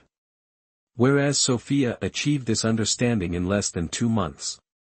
Of course, This was partly due to the similarities between some of the Clarks and Brian Danielson's behaviors. Nevertheless, Sophia's advice to the Clarks flowed remarkably smoothly. "Observe," Sophia suggested, holding the Clarks' celebratory feast the day after tomorrow. The Clarks listened with uncontainable delight. His joy brought him ease, and this ease brought him composure. With his mind composed, his thoughts became more profound. With deeper thought, his considerations became more comprehensive, and his actions naturally more reasonable and appropriate. "No, no. I am a younger brother, and only granted the title of Baal. How can I surpass my elder brothers and hold my feast first? This won't do. This won't do." The Clark's ability to articulate this demonstrated that his thinking had aligned with propriety. One must fully commit to the performance, right? Seeing Sophia's insistent clamoring for an early celebration, the Clarks had to quickly brainstorm. Sophia had achieved her main goal. Naturally, she had to agree, overdoing it wouldn't be good. Outside, it was already dark, but inside Sophia's bedchamber, it was brightly lit. It's been said before, Sophia wasn't one to suffer in silence. Although she couldn't invent electric lights herself, she did manage to create a crystal chandelier. Heh. On the ceiling of Sophia's bedchamber hung a circular crystal chandelier, approximately 2 meters in diameter, pure crystal. The chandelier had the classic inverted pyramid shape. On the tiered brass bases, 58, 48, 38, 28, 18, 8, and 3 thick candles were evenly distributed. A large, round crystal ball hung from the bottom of the chandelier. Overall, the chandelier was stunning. On the gleaming golden brass base, between the candles, were small, identically sized diamond-shaped double-sided mirrors, firmly attached to triangular mounts. When the candles were lit, their light was amplified by the reflection of the small mirrors. Strung unevenly along the copper wires holding the 7 tiers of brass bases were large and small crystal pieces, cut into hexagonal shapes. Every evening, when the servants lowered the chandelier and lit the candles, Sophia's room was brilliantly illuminated. From a distance, the chandelier resembled a perfect work of art, utterly beautiful. Sophia's bedchamber, thanks to this light, appeared even more magnificent and grand. Opulent and yet tasteful. The first time Daniel Young saw the illuminated crystal chandelier, he was full of admiration and delight for its beauty. At that time, he asked Sophia who had come up with such a brilliant idea. At that time, Sophia proudly patted Daniel Young's shoulder and said, "He. This is nothing, just a toy for your older sister's leisure. Follow me, and I'll give you meat to eat." Fortunately, at that time, only Daniel Young and Sophia were in the room, otherwise, Daniel Young would definitely be angry. All men need face. However, he was also amused by Sophia to the point of clutching his stomach, so he pushed her down and really ate his fill. Afterward, Daniel Young observed carefully and discovered that the things Sophia used weren't difficult to speak of, the difficulty lay in the ideas themselves.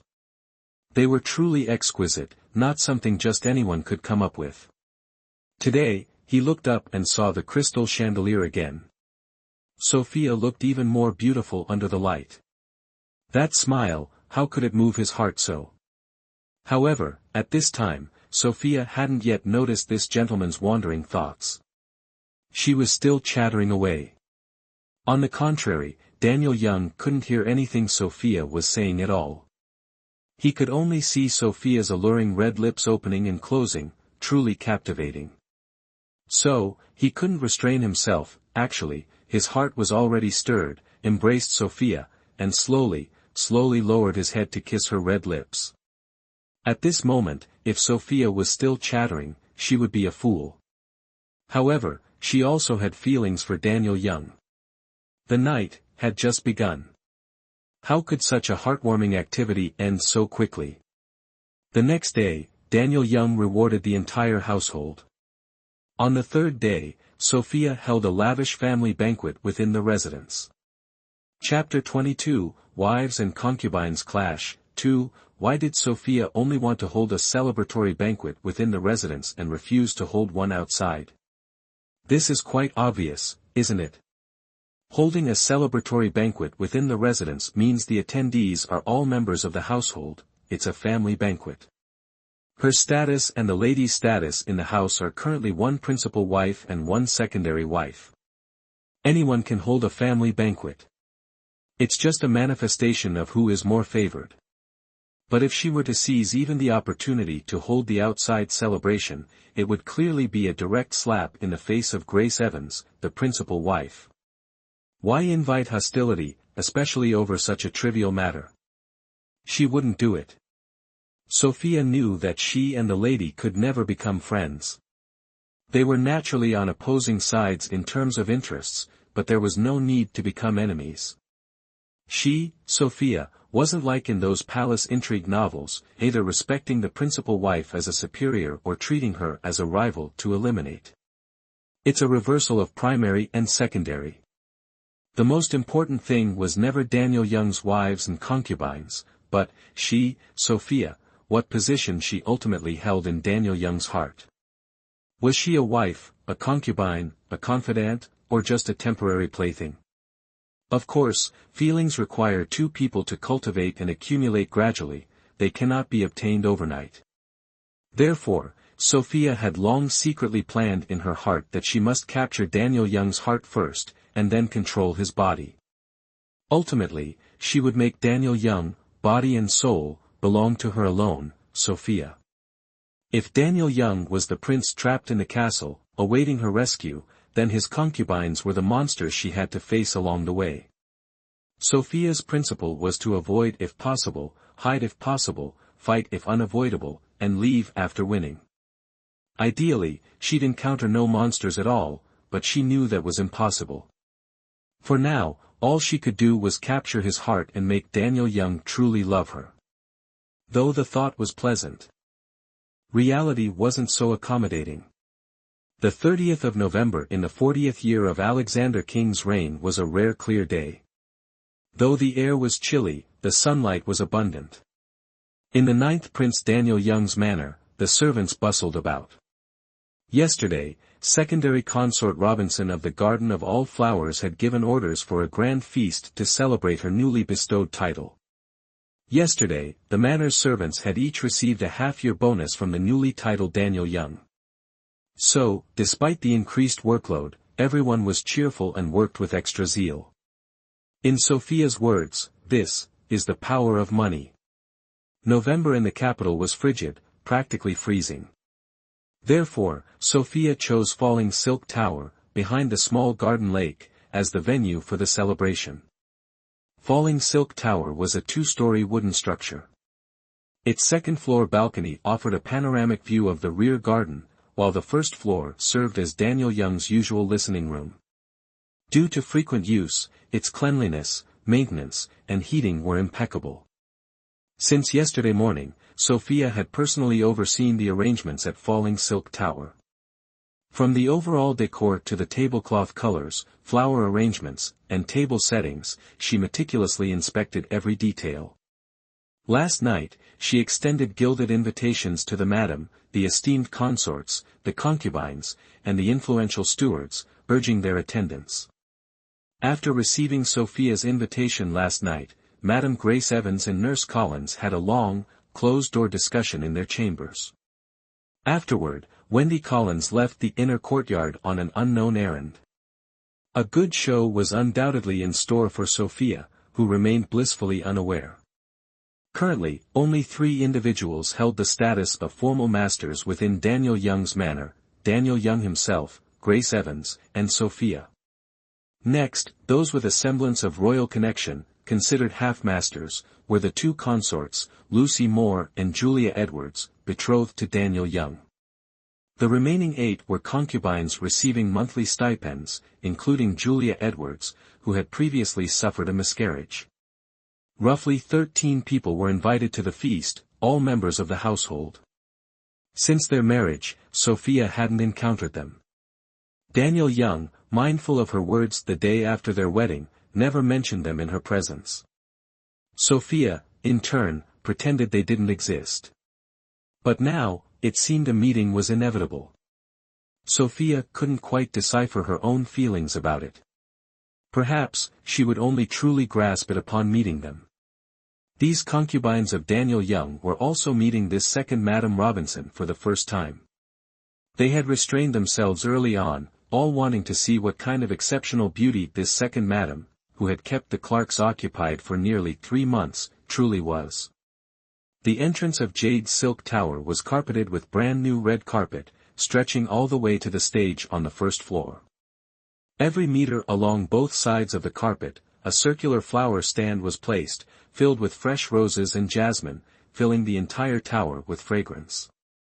The entire Jade Silk Tower was dominated by the color red, bright red stage curtains, crimson tablecloths, red drapes, and even the servants bustling about wore red silk sashes around their waists, creating a remarkably joyous atmosphere. The carpet and fresh flowers divided the first floor into 2 east and west areas. 5 large round tables were placed in the eastern area, seating for the stewards and managers Daniel Young had invited from the outer court. 5 large round tables were also placed in the western area, for the influential matrons and managers within the household. It wasn't appropriate for Daniel Young's daughters and concubines to meet these outer court stewards, so Sophia arranged for them to be on the second floor of Jade Silk Tower. She, Daniel Young, and Grace Evans also sat there. Sophia felt it would be quite awkward to dine at the same table with Daniel Young's concubines. Therefore, she imitated the table arrangement from the imperial banquets she'd seen in television dramas. 3 parallel square tables were placed in the center of the second-floor hall, their positions slightly staggered. 10 other square tables were arranged in 2 rows, distributed on both sides of the central tables, effectively dividing the meal. This way, the concubines could see Daniel Young without interrupting their enjoyment of the performance. While dining and watching the performance, Daniel Young could stand on the second-floor balcony, accepting toasts and flattery from the inner and outer court stewards, which was quite convenient. If any of the masters wished to return to the inner court to rest beforehand, they could use the stairs from the second floor to go directly outside, which was extremely thoughtful. Sophia had arranged everything perfectly. Jade Silk Tower was truly as she had envisioned, bustling with song and dance, overflowing with joy. However, "My lord, try this dish. I specifically instructed them to slice fresh fish and serve it with this island nation's specialty mustard. 1 bite and..." Sophia pointed to the newly served dish on Daniel Young's table, chatting with him. Daniel Young, without considering the potency, dipped a large amount of mustard before Sophia finished speaking and took a bite of the fish. He immediately choked, tears nearly welling up. "Don't open your mouth, just swallow the fish," Sophia said sternly to Daniel Young, turning her head away to hide a smile. She thought to herself, "Serves you right for being such a philanderer, so lecherous, so impure." Although Sophia rationally understood Daniel Young having so many concubines, seeing them in person evoked a different feeling within her. After Daniel Young swallowed the fish, besides the fresh, spicy, and nose-clearing sensation, there wasn't much else to reminisce about. Eating the fish this way was indeed quite fresh and delicious, but it also truly made his eyes water nearly to the point of tears in front of everyone, so he complained to Sophia, "What kind of way to eat is this? I've never seen it before, and you didn't even warn me." Before Sophia could respond, Lady Julia Edwards, the closest to Grace Evans, covered her mouth and pretended to retch. Sophia looked on, both amused and irritated. That flattery was laid on a bit thick, wasn't it? Daniel Young had just commented on the dish, and there she was, already gagging. She hadn't served this dish to every table. Because the meal was portioned, the raw fish was only served to Daniel Young's table. Of course, she didn't deny that since last night she'd been plotting against Daniel Young, that philandering radish. Besides, the servant who tasted the dish didn't vomit, and someone else ate it all without shedding a tear. This proved that Daniel Young's spice tolerance was truly pathetic. Daniel Young shot Julia Edwards an annoyed glance. He could tolerate criticism directed at Sophia from himself, but any disrespect from others towards her infuriated him. If you're feeling unwell, return to your room. Don't spoil everyone's mood. Daniel Young snapped at Julia Edwards. Unexpectedly, upon hearing this, Julia Edwards' face paled, her eyes rolled back, and she promptly fainted. Fortunately, her personal maid caught her in time, otherwise, she would have certainly crashed to the floor. Sophia lowered her head, a cold smile playing on her lips, thinking, "Ah. What a familiar scene. This means she's pregnant, doesn't it?" Sure enough, Grace Evans, disregarding Daniel Young's glare, summoned the physician.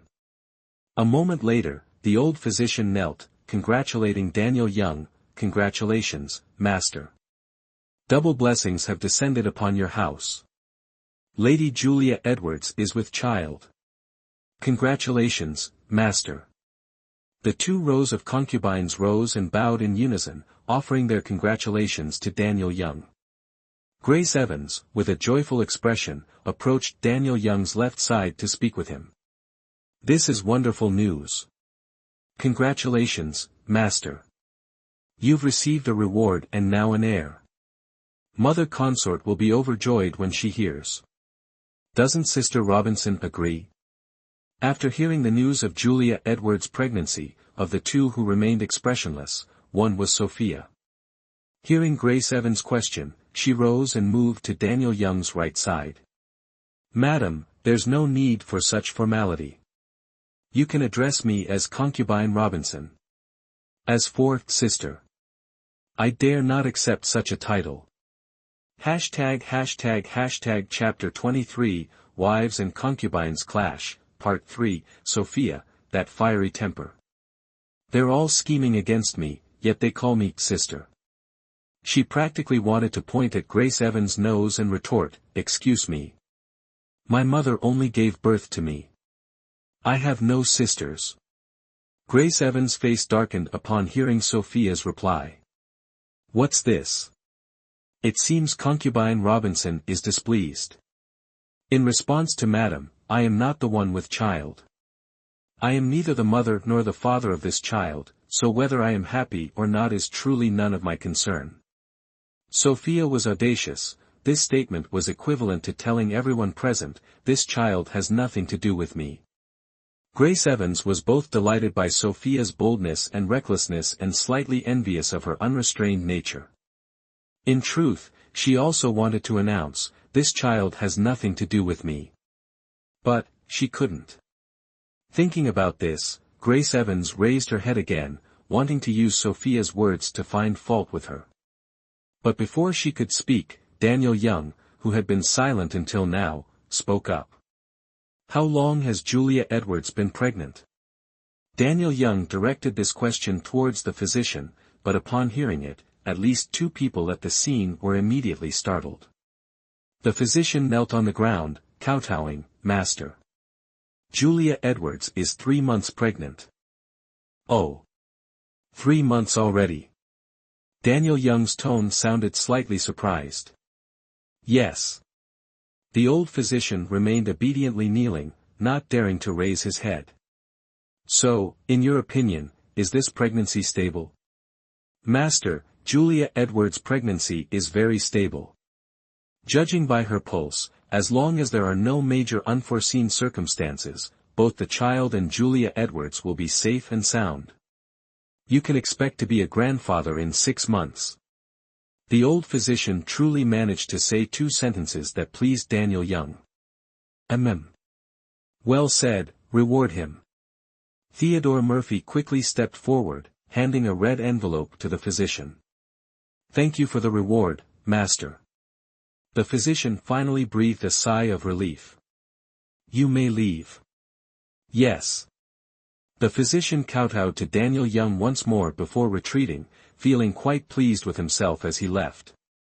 He thought that today he had finally shown his face in front of the Clarks. The stewards of the inner and outer courtyards on the first floor, seeing the physician come down with a cheerful expression, guessed that something pleasing to the master must have happened. These stewards, each and every one of them old foxes, just needing another tail to climb a tree, knew for sure that one of the master's concubines had joyful news, so they were even more delighted, each vying to offer the master a toast and seek a reward. Daniel Young glanced at Theodore Murphy beside him, and Theodore Murphy went down to the first floor to appease these people. But on the second floor, it was quiet. Because after the physician left, the clerks coldly looked at Julia Edwards and asked, 3 months already? Are you a fool, not knowing you're pregnant? So today wasn't intentional, just a coincidental fainting spell at the master's banquet? Turning to Grace Evans, he said, well, is this how you managed the household for me? This lady has been pregnant for 3 months and you didn't know? Or do you want me to give you another kick? Then he said to the group of concubines, do you all take me for a fool? The clerks, at this moment, were the perfect example of the phrase, unangered authority. Crash. In an instant, except for Sophia, who remained standing to Daniel Young's right, everyone on the floor knelt down, including Grace Evans. Humph. I'm telling you all, from now on, be smarter for me. Stay obediently in your own courtyards, mind your own business, otherwise, don't blame me for turning my back on you without mercy. Daniel Young's words could be considered a warning. Julia Edwards, since you're pregnant, stay obediently in your courtyard for a few months. Don't come out before giving birth, lest you faint again someday. Julia Edwards raised her head after hearing Daniel Young's words, her face full of disbelief. This was far from the treatment she had imagined. Madam manages this household, and I entrust both Julia Edwards and the child to you. You must take good care of her. Let her give birth safely. I want your guarantee. Guarantee her, safety for both mother and child. Otherwise, your position as first wife ends here. Humph. In front of so many people, Daniel Young showed no respect for Grace Evans. Right, Julia Edwards. To repay Lady Grace Evans's immense kindness in caring for her, her child, whether boy or girl, will be raised by the lady.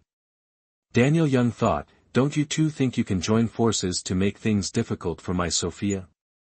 Fine, I'll let you two have some fun. Yes, your lordship. Yes, your lordship.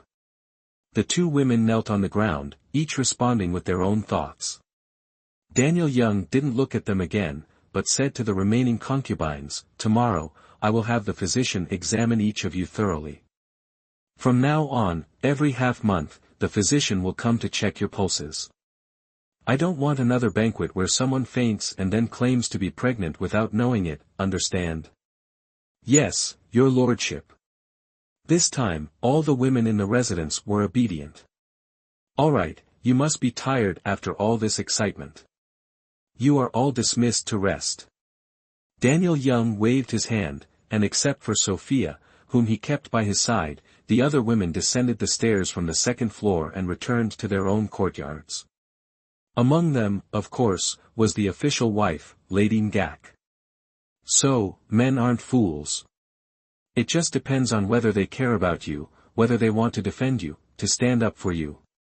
This time, Daniel Young did all this for Sophia. He was truly angry that Grace Evans and Julia Edwards had joined forces to make things difficult for Sophia during his ceremony. However, this child was still a good thing for him.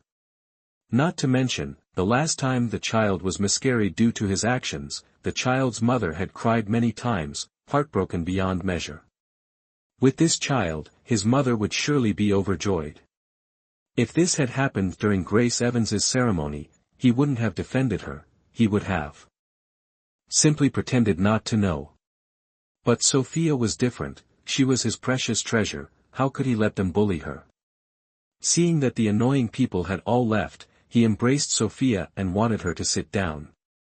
But Sophia wasn't cooperative as usual, struggling in his arms. But her small hands and feet were no match for Daniel Young. It wasn't long before he subdued her. All right. All right. Haven't I already avenged you? Why are you still acting spoiled? Daniel Young coaxed. Humph.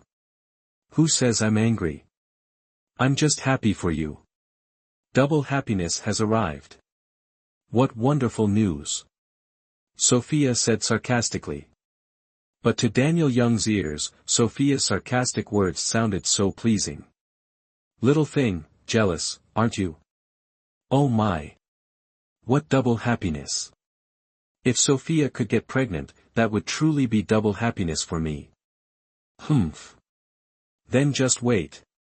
My mother told me before the wedding, no children before 16. Sophia said coldly, slapping away Daniel Young's wandering hand. Audacious. Daniel Young roared. Your mother has some nerve, daring to teach you such things. This is, Daniel Young was truly furious. What did his mother-in-law mean? How could she teach Sophia such things? When he and Sophia went home for 9 days, aside from his 3 little brothers-in-law who grumbled at him, his father-in-law and mother-in-law weren't bad to him. This is what? My mother is obviously doing this for my own good. She said that having children too young, regardless of the child, is very damaging to the mother's body. It makes it difficult to conceive again later, and her health will decline, she'll die young. Sophia wasn't afraid of this paper tiger Daniel Young. He could scare others, but he couldn't scare her. Such a thing. My mother. Daniel Young's words trailed off. He just remembered, his mother was already 16 during the selection, and it was almost a year after entering the palace that she gave birth to his 5th brother. He and 5th brother also had a younger brother who died young, each 3 years apart. If it wasn't his mother's own doing, given the momentum between Emperor Henry and his mother at the time, it really couldn't have been like that. Then he thought of the 2 empress dowagers who had passed away early. Mulling over Sophia's mother's teachings, it really made sense. So how many months along are you and your family?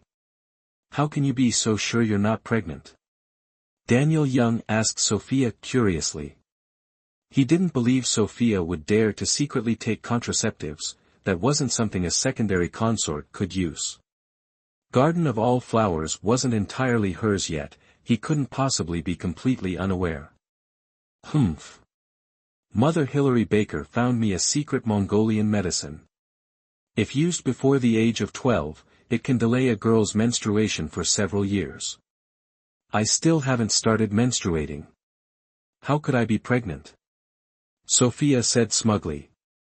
The thing is, when she was 10, after deciding she absolutely had to participate in the selection, she was truly terrified of these ancient sanitary napkins. They were truly too inconvenient. But before she could come up with sanitary napkins, her eccentric mother Hilary Baker had found this secret medicine. The elders calculated that she was still young during the selection and feared she would conceive soon after being betrothed. So they spent a large sum of money as a precaution, finding this medicine for her. Therefore, she loved all her relatives in this life to death, except her sister. They were truly good to her, beyond words. He didn't care about the stewards offering congratulations downstairs, the ceremony was almost over anyway, and in the end, it was messed up by Julia Edwards and Grace Evans. Better to return early and be intimate with his darling. And so, our newly appointed Daniel Young left everyone behind, carrying his darling back to Garden of All Flowers, where they spent the night in blissful intimacy. However, that afternoon, when he returned from the imperial study in the palace, he discovered, he'd been dumped by his darling. Hashtag Chapter 24, Difficult, 1, This is how it happened. Daniel Young and Edward Taylor, the 2 newly appointed Baal, had yet to be assigned to any ministry by Emperor Alexander King to assist in handling government affairs. They were only brought along to observe when the emperor toured the south and north. Therefore, to make a good impression on their father, these 2 sons, just like when they were still in the palace, woke up at 3 o'clock, arriving at Willow Creek Manor or Hall of Diligence in the palace by 4 o'clock to listen to the teacher's lectures with their younger brothers. This way, when Emperor Alexander King finished his court session around 9 o'clock in the morning and came to check his young son's schoolwork, he would see these two sons. Although they were all his sons, Emperor Alexander King had a particular headache with these two troublemakers, often leaving them to be checked last. After the emperor finished checking his son's schoolwork, he would go to handle government affairs. By then, it was almost 11 o'clock. Before, around this time, Daniel Young and Edward Taylor would usually have slipped away. The two of them would go to see a play together or drink some flower wine, anything but stay in the palace. But ever since Daniel Young married Sophia, he found that the fun outside was no match for the fun within Sophia's garden of all flowers. Therefore, he and Edward Taylor usually had lunch in the palace, then practiced horseback riding and archery. Around 3 in the afternoon, they would meet the emperor again, mark their attendance, and then return to their residences. These past few days, both of them had been appointed as bail. Thinking they needed to put on a bit more of a show in front of Emperor Henry, they practiced archery with their younger brothers, persisting until nearly 5 o'clock before returning home. Edward Taylor didn't stand on ceremony with Young, trailing after Daniel Young into the clerk's residence, intending to follow him to the Garden of All Flowers to find some new and delicious food. Unexpectedly, as soon as the two entered the residence, Daniel Young's wet nurse, Willow, hurried over. She said to Daniel Young, "Bail, not long after you left this morning, the secondary wife, for some reason, sent someone to inform me that the residence has been too stuffy lately and she wanted to go to the suburban estate for a few days.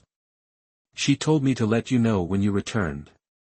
I tried to persuade her otherwise, but I couldn't. What do you think?" Willow Peterson said with a helpless expression. "Did anyone upset your Lady Robinson today?" Daniel Young's first thought upon hearing Willow Peterson's words was whether someone had caused trouble for Sophia, angering her. Absolutely not. Until the lady left the residence, no one else from any other courtyard entered the Garden of All Flowers.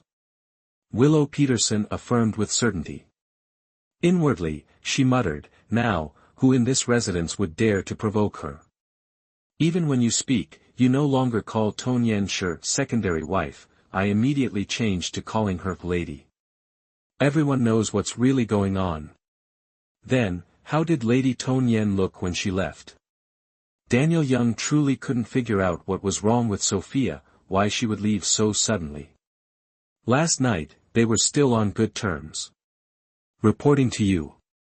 This old servant saw that the lady's complexion seemed fine. "But..."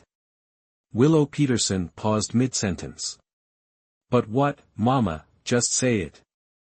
Daniel Young didn't consider Willow Peterson an outsider, so he pressed her. "Everyone, withdraw." Edward Taylor, who had been following Daniel Young, noticed Willow Peterson's hesitation and spoke up. Daniel Young was slightly panicked upon hearing that Sophia had left, not even noticing the servants filling the main hall. "Didn't you hear the 10th prince? What are you still standing here for? Get out. Scram." Daniel Young roared in frustration. In a moment, only 4 people remained in the main hall: Daniel Young, Edward Taylor, Willow Peterson, and Theodore Murphy. Edward Taylor even dismissed his close eunuch, Charles Martin. "Now, Mama, tell me. What did you see?" Daniel Young anxiously asked his wet nurse. This old servant thinks it doesn't seem like someone angered the lady." Willow Peterson slowly spoke.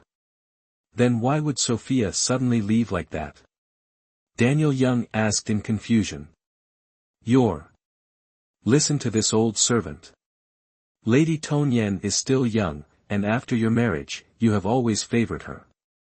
Ordinarily, you don't allow those other princesses and concubines into her courtyard. So she thinks you belong only to her. But yesterday, didn't she meet many people? Adding to that, seeing Julia Edwards pregnant, it's likely Lady Tong Yen felt uncomfortable, so she wanted to go out to clear her head." Willow Peterson, indeed a wise old mama, hit the nail on the head regarding Sophia's feelings. Sophia had indeed left because she felt uncomfortable. Although last night, Daniel Young still stayed the night in the Garden of All Flowers as usual. With Daniel Young around, things were bearable, entangled with each other, they forgot about this matter. But this morning, as soon as Daniel Young entered the palace, Sophia, left alone, grew increasingly frustrated with each passing thought. Sophia wasn't one for hitting people or smashing things to vent her anger. She thought that if she stayed in a residence like this, she would be the only one to endure this rage. If she waited for Daniel Young's return, she'd inevitably unleash her anger upon him. It wouldn't be worth it if they argued over this. It would be better to go to the manor to unwind first, and return after calming down. So, she instructed someone to pack her daily necessities and quietly left. However, Sophia still sent someone to inform Willow Peterson in Daniel Young's main courtyard and Lady Grace Evans. Grace Evans, always wishing for her disappearance, readily agreed with a "understood" upon hearing of Sophia's self-imposed departure. Willow Peterson, on the other hand, tried to dissuade her, offering advice and urging her to reconsider. But Sophia, once resolute, wouldn't be swayed by anyone's advice, so she left. Whether Daniel Young was angry after hearing Willow Peterson's report, we won't discuss for now. Let's focus on our protagonist, Sophia. If we were to discuss who was the wealthiest in the Clark's residence, Grace Evans and Daniel Young couldn't compare. The richest was our protagonist, Sophia. It wasn't due to some earth-shattering business venture after her rebirth, but thanks to the legacy left by the Tone Nan ancestors. You might ask, what ancestral business did the Robinsons have? Well, you wouldn't know. The Robinsons, Clara Robinson, and Lady Isabel Mitchell, these three families were renowned and influential clans in the Outer Territories. While some descendants entered the capital as officials, most remained in the Outer Territories, holding important positions in the three East provinces. Although their ranks were only around third grade, not particularly high, they held positions of real power. Manchuria has three treasures: ginseng, deer velvet, and sable fur. Controlling the mining, transportation, and trade of these three commodities had made these three families immensely wealthy for centuries. Moreover, the great mountains of the three northern provinces yielded numerous rare medicinal herbs. There were also coal and gold mines. While these three families couldn't monopolize all these enterprises, they had their hands in most of them. And among the descendants of these three families, there were only the two cousins, Zhao Zhao and Sophia. So, tell me, could the money in their hands be considered little? During the more than 10 years since her rebirth, Sophia, combined with memories of her past life, had given her family quite a few ideas. For example, jade polishing, she said they had to make beautiful, exquisite jewelry; coal mining and coke research, winters were cold, so they needed underfloor heating that didn't produce smoke, and most practically, the human trade. For over a decade, whenever there were famines and refugees in the south, she advised Zhao Zhao to tell her elder and second brothers to go south and buy people. For a mouthful of food, buying people at this time was essentially free, then train these purchased individuals on their large estates, like vocational training.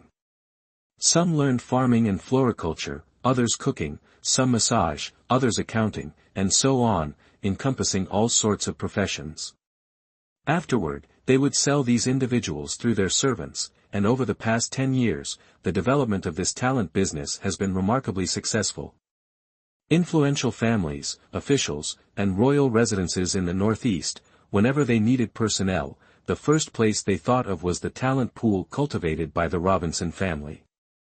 Buying this readily available talent was worthwhile; they possessed expertise and could immediately get to work. A slightly higher price was reasonable. Compared to the initial purchase price, the selling price was exorbitant.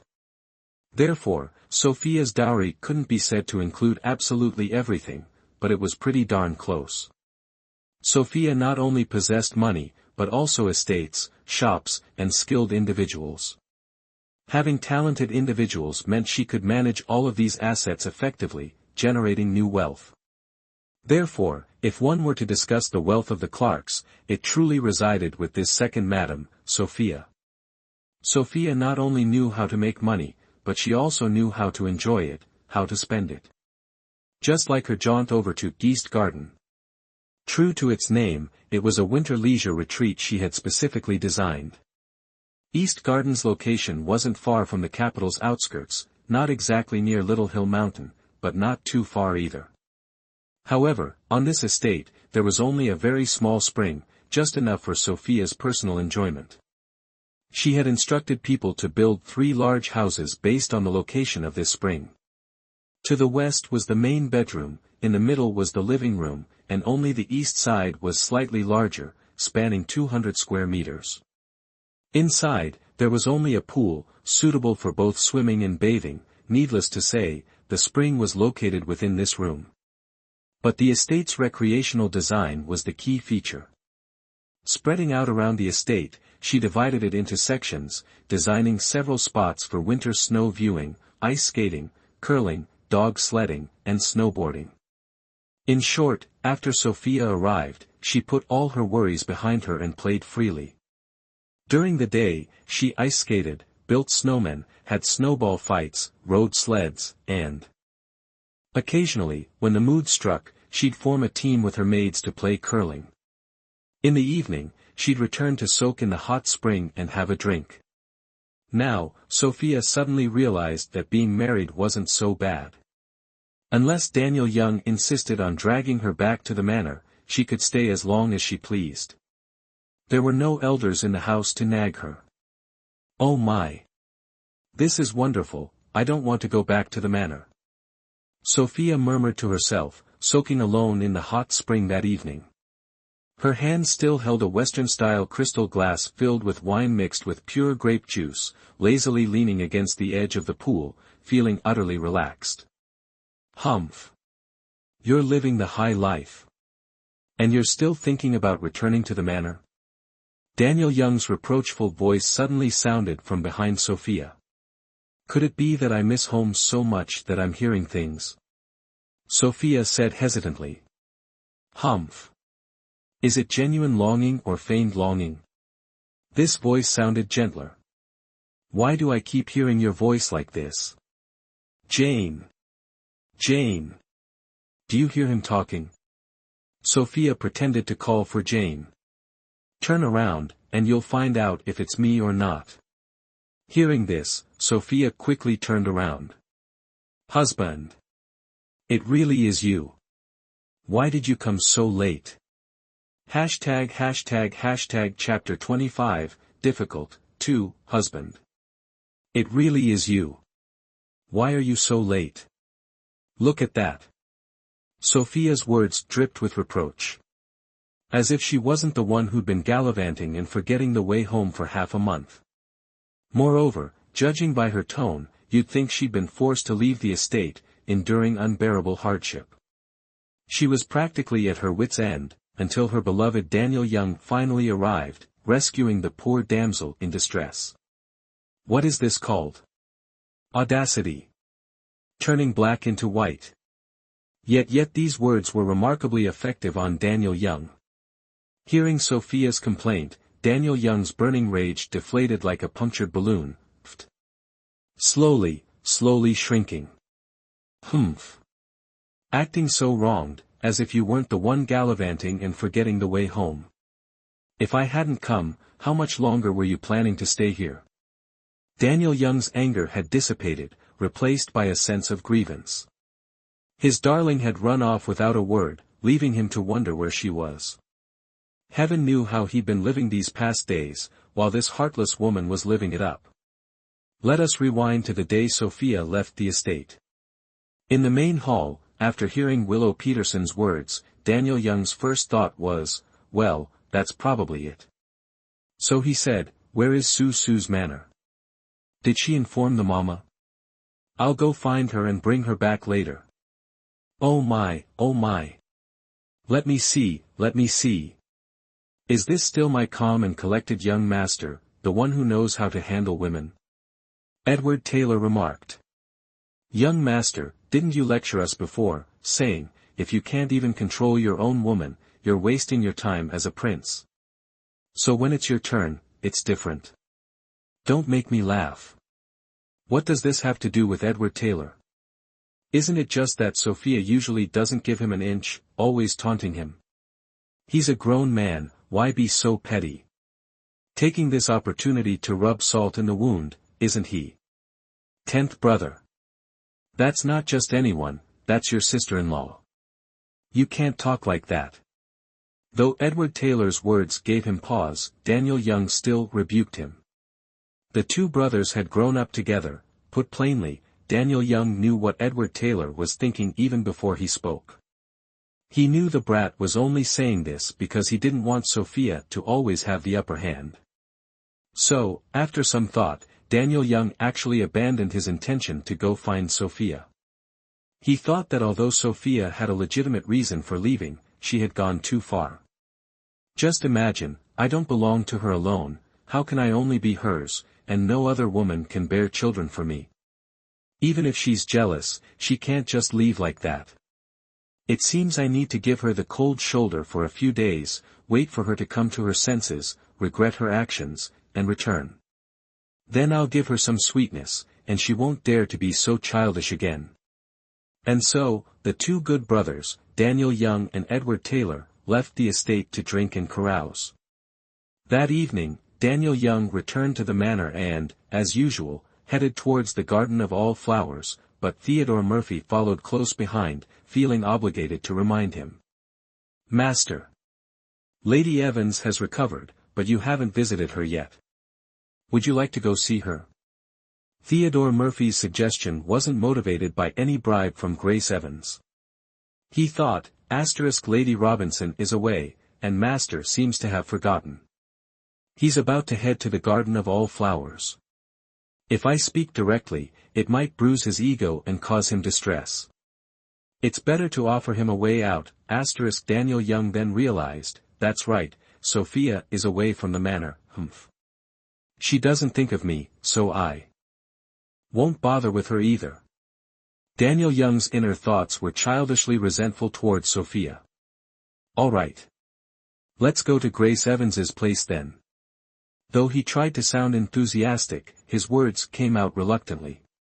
Yes, Master. Theodore Murphy winked at a nearby eunuch, who promptly hurried to the women's quarters to announce their arrival.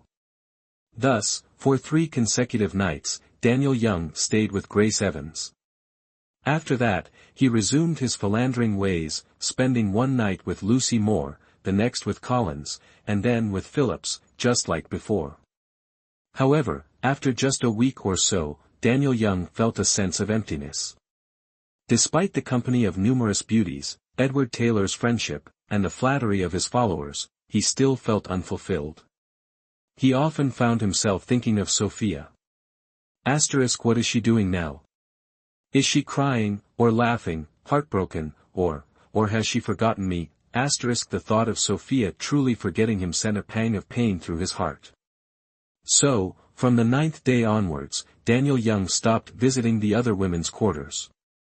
Whenever he returned to the manor, he slept alone in the Garden of All Flowers. Even though the Garden of All Flowers was empty except for himself, he found it more peaceful and comforting than being surrounded by others elsewhere. On the morning of the 10th day, he sent someone to check on Sophia's well-being. Upon receiving the report, he nearly exploded with rage. He had imagined Sophia living a miserable life alone outside the manor. Instead, she was thriving and enjoying herself immensely, finding new ways to amuse herself every day. Daniel Young fumed for 4 or 5 days before finally deciding he couldn't stand it any longer. He had to go and retrieve this carefree, heartless, and ungrateful little vixen who had forgotten all about him in her revelry. Halfway there, Daniel Young suddenly recalled Sophia's words, "Baldy. Release the nun at once." He paused, thinking, this woman is not one to settle down. Could her boisterous enjoyment and refusal to return home mean she truly intends to abandon me and secretly seek another? This thought fueled his anger, urging him onward. The mere possibility made him desperate to confront Sophia and see for himself. The journey from the capital to Woola village, which typically took an hour, was completed in a mere half-hour as he galloped his horse relentlessly. This explained why Wulu village received no prior announcement of Daniel Young's arrival at her bathhouse. But upon seeing Wulu village with her back to him, soaking in the hot spring and sipping wine, a wave of relief washed over Daniel Young. Hearing her mumble about missing him eased his tension further. Finally, when she playfully chided him for being late, his heart was filled with genuine joy. For half a month, Daniel Young had not felt this genuinely happy. Humph. You talk as if you're the wronged one. Who was it that was having so much fun they forgot the way home? If I hadn't come, how much longer were you planning to stay here? Daniel Young asked, feeling deeply aggrieved. Why do I love you, you little enchanting vixen? Daniel Young wanted to continue, but his words were cut off by a sudden press of warm, fragrant lips. Abito didn't want to hear Daniel Young's complaints. She only wanted to use her body to feel the man she had longed for over 10 days. Now that he was right in front of her, she only wanted to release the yearning she had felt during those days. Yes, every day she had been enjoying herself to the point of forgetting everything else. Yes, she appeared happy and joyful. But only she knew the longing she held deep within her heart. Longing to see him, to hold him, to kiss him. It seemed she had truly fallen in love with a man once more. Not like anyone else, but simply in love with Daniel Young, the man who, for her, had abandoned the dignity of a prince and actively sought her out. She thought so, and she acted accordingly. Abito, for the first time, actively and passionately teased Daniel Young like this. When they finally parted, breathless, a shimmering silver thread of saliva connected their lips. Abito didn't let Daniel Young rest, gently lifting his travel-worn face and kissing his eyes, his nose. She then led him, as if mesmerized, step by step down into the bathing pool. For a while, the quiet space was filled only with the sounds of their panting and the mingling of their bodies. Finally, when they emerged from the bath, Abito was too exhausted to move.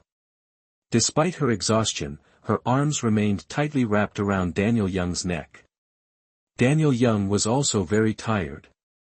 He had ridden for over half an hour without rest, rushing to get here. Arriving only to exert himself with Abito for so long, even the clerk's robust constitution couldn't entirely withstand it. So, he held Abito, resting on the long couch by the pool, covered them with a large bath towel, and drifted off to sleep. This east-facing room, housing the hot spring, was very warm due to the large heaters placed in each corner. Although the couch was much smaller than his usual bed, Daniel Young felt it was the most comfortable place he had slept in half a month. They held each other tightly, sleeping soundly until morning. Until an inconsiderate person arrived, disturbing their slumber. #### Chapter 26, a positive turn. This inconsiderate person was none other than Edward. Last night, when Edward parted ways with On Young, he noticed something unusual about him. Ever since that cunning Abito left the residence, On Young had become increasingly haggard. Since childhood, he and On Young had been inseparable. Bah! Edward cursed himself inwardly. Wrong! Wrong! Only scales are inseparable from weights. In all these years, he had never seen On Young care for anyone like this. Only once, the year his brothers and their father went on the northern tour, his brother, Young, was exceptionally kind to a minister's young daughter. But that little lass was truly vexing. He still remembered how she, unable to best him in a fight, spat on him several times. Back then, Young defended the girl. He sulked about it, silently resenting Young for a considerable time.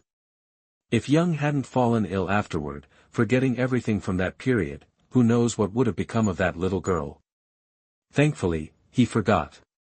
Otherwise, there'd be another person giving him lip today. Hayes. What was that little girl's name again?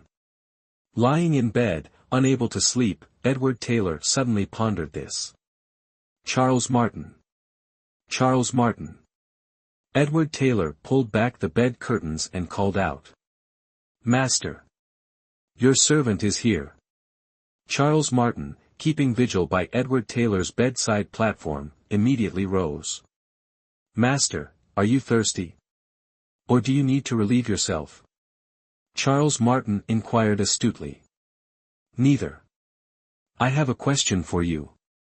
Do you remember the year Young and I, both 10, went with King Henry on the northern tour and met a little girl at the imperial hunting grounds? The one Young was so fond of. The one who fought with me and spat on me thrice." Edward Taylor, propped against his pillows, questioned Charles Martin, who happened to be one of the 2 young eunuchs who constantly attended him back then. "Your servant remembers. I recall Daniel Young falling gravely ill afterward and returning to the palace early with Lady Vivian Leigh and the Queen Mother." Charles Martin indeed remembered, but he still didn't know what his master wanted to ask. "Hayes. You, with your impeccable memory, tell me, do you recall that little girl's name? Whose family she belonged to?" Edward Taylor's inquiry was a whim, a sudden urge to know. What a memory one must have to recall someone from 7 or 8 years ago, especially such a young girl. "Your servant remembers, that young lady. It seems she was brought along by old Madame Isabel Mitchell, her granddaughter." Charles Martin's memory was indeed remarkable. Though he couldn't recall the girl's name, he remembered her grandmother. Madame Isabel Mitchell. Her granddaughter. Edward Taylor still couldn't place it, the name sparked no recollection. Responding to Master, your servant recalls Lady Vivian Leigh mentioning that old Madame Isabel Mitchell had only one daughter, and that daughter, after marrying, only bore sons. After much difficulty, this girl was born, cherished by both families. Ah, yes, I also remember Lady Vivian Leigh calling the young mistress Ona High. The family she married into seems to be, the Robinsons. Charles Martin, the perfect little secretary, was truly thorough. Oh. Charles Martin. You are truly exceptional. Worthy of my promoting you to my chief eunuch. Ha ha ha. My judgment is truly impeccable, ha ha ha. Edward Taylor never missed an opportunity to praise himself. Indeed, Master's judgment is excellent. Not something ordinary people can compare to. Charles Martin not only had a good memory but was also adept at flattery. He truly lived up to his name, Charles Martin, a constant source of amusement. Ah! Master! A sudden thought struck Charles Martin, and he cried out, startling Edward Taylor, who promptly slapped him. In the dead of night, are you trying to summon spirits? You scared me half to death. Edward Taylor, genuinely frightened, his heart pounding, scolded Charles Martin irritably. Forgive me. Forgive me. This servant suddenly thought of something truly astonishing. I beg forgiveness. Charles Martin, terrified, kowtowed repeatedly, pleading for pardon. Although Charles Martin was Edward Taylor's chief eunuch, frightening the prince, showing disrespect, and being discourteous in his presence were grave offenses. Moreover, as Edward Taylor's chief eunuch, his punishment would only be more severe. Enough. Enough. Lower your voice. If you attract Ursula Roberts, I won't interfere. Edward Taylor waved his hand dismissively. Ursula Roberts was Edward Taylor's wet nurse. After Edward Taylor left the palace to establish his own residence, Ursula Roberts managed the internal affairs of his main courtyard. This naturally included punishing errant servants. Charles Martin finally stopped kowtowing and cautiously knelt back at the foot of Edward Taylor's bed. Edward Taylor then asked, "What were you thinking? What startled you in the middle of the night?" "Master. Weren't you just asking this servant about that little lass?" "Oh. That's not right." Charles Martin slapped his own mouth. He then said, "You were asking about that young lady, and I just realized, isn't she the clerk's newly wedded secondary wife? Explain clearly to me, how in such a short time, has that little lass become my brother Young's secondary wife?" Edward Taylor could hardly believe his ears. "Ah," Edward Taylor uttered, indicating his understanding. He then fell silent, lying back on his bed with his eyes closed. Inwardly, he thought, a twist of fate. A twist of fate. Brother Young. It seems this Sophia is truly the star of misfortune in your destiny. Alas! You being captivated by her is truly ordained by fate. Seeing his master fall silent, Charles Martin gently drew the bed curtains for Edward Taylor. He then lay down at the foot of the bed to continue his night watch. But in his heart, he also thought, this secondary wife and the Clarks truly have a predestined relationship. Without another word that night, Edward Taylor went to the palace gates the next day, waiting for his brother Young to enter for his studies. But he waited in vain. Only upon arriving at Willow Creek Manor did he learn that his brother Young had requested a 3-day leave due to family matters. He immediately requested a 3-day leave himself and rushed straight to the Clarks' residence.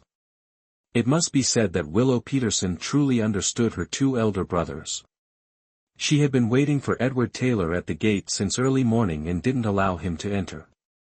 She simply said at the gate, "10th Lord, the Clarks has gone to the secondary wife's east garden in the suburbs. If you're looking for the Clarks, go there." She then clearly explained the route to Edward Taylor. Edward Taylor promptly turned and left. He took his 4 close eunuchs and over 20 guards and rode without stopping to this east garden. He also woke the soundly sleeping couple. Naturally, Edward Taylor couldn't enter the 3 rooms in the back. He waited for his brother Young in the east room of the second courtyard within the 3-courtyard complex. The person who came to receive him was still Jane, Sophia's attendant. Jane left Diana to attend to her mistress and went to arrange matters on this side first. "All of you, first go and arrange for 10th Master's guards to go to the Clarks' guards' quarters, get them settled in, then go to the main kitchen and order food, so they can have breakfast with the Clarks people in the front courtyard, the first courtyard. All of you, quickly go to the small kitchen and boil some water, bring it over, so 10th Master's chief eunuch can help 10th Master bathe properly. It's so cold, 10th Master has been running around all morning, he must be freezing. Make the water hotter. Go and get a set of clothes Master has prepared for him, so 10th Master can change later." Having arranged everything, Jane stepped into the east wing. As soon as she entered, she saw, oh my! 10th Master was indeed frozen stiff, lying sprawled on the heated bed, his shoes and socks discarded on the floor. Charles Martin, beside 10th Master, was also freezing, and was leaning against the wall. The wall in this room also had underfloor heating installed. Jane smiled inwardly. This Charles Martin was truly quick-witted, having discovered that the wall was also warm. "Greetings, 10th Master, may fortune smile upon you." Jane performed a deep bow to Edward Taylor. "Get up. Where's your master? Why hasn't she served me tea yet? Quickly bring some hot food and drinks, all the good stuff. Jane, let me tell you, don't learn your master's stinginess, I'm freezing to death." Edward Taylor truly never considered himself an outsider. "Where's the water? Why didn't you say so sooner? Charles Martin, quickly help me bathe, I'm freezing solid.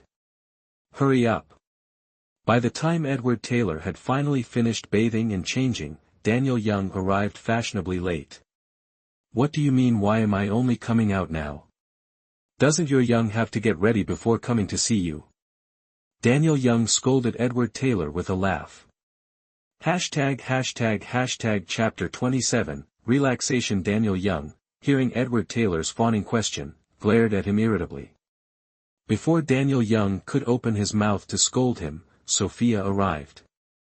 Sophia had just arrived at the main hall when she heard the 2 brothers' conversation.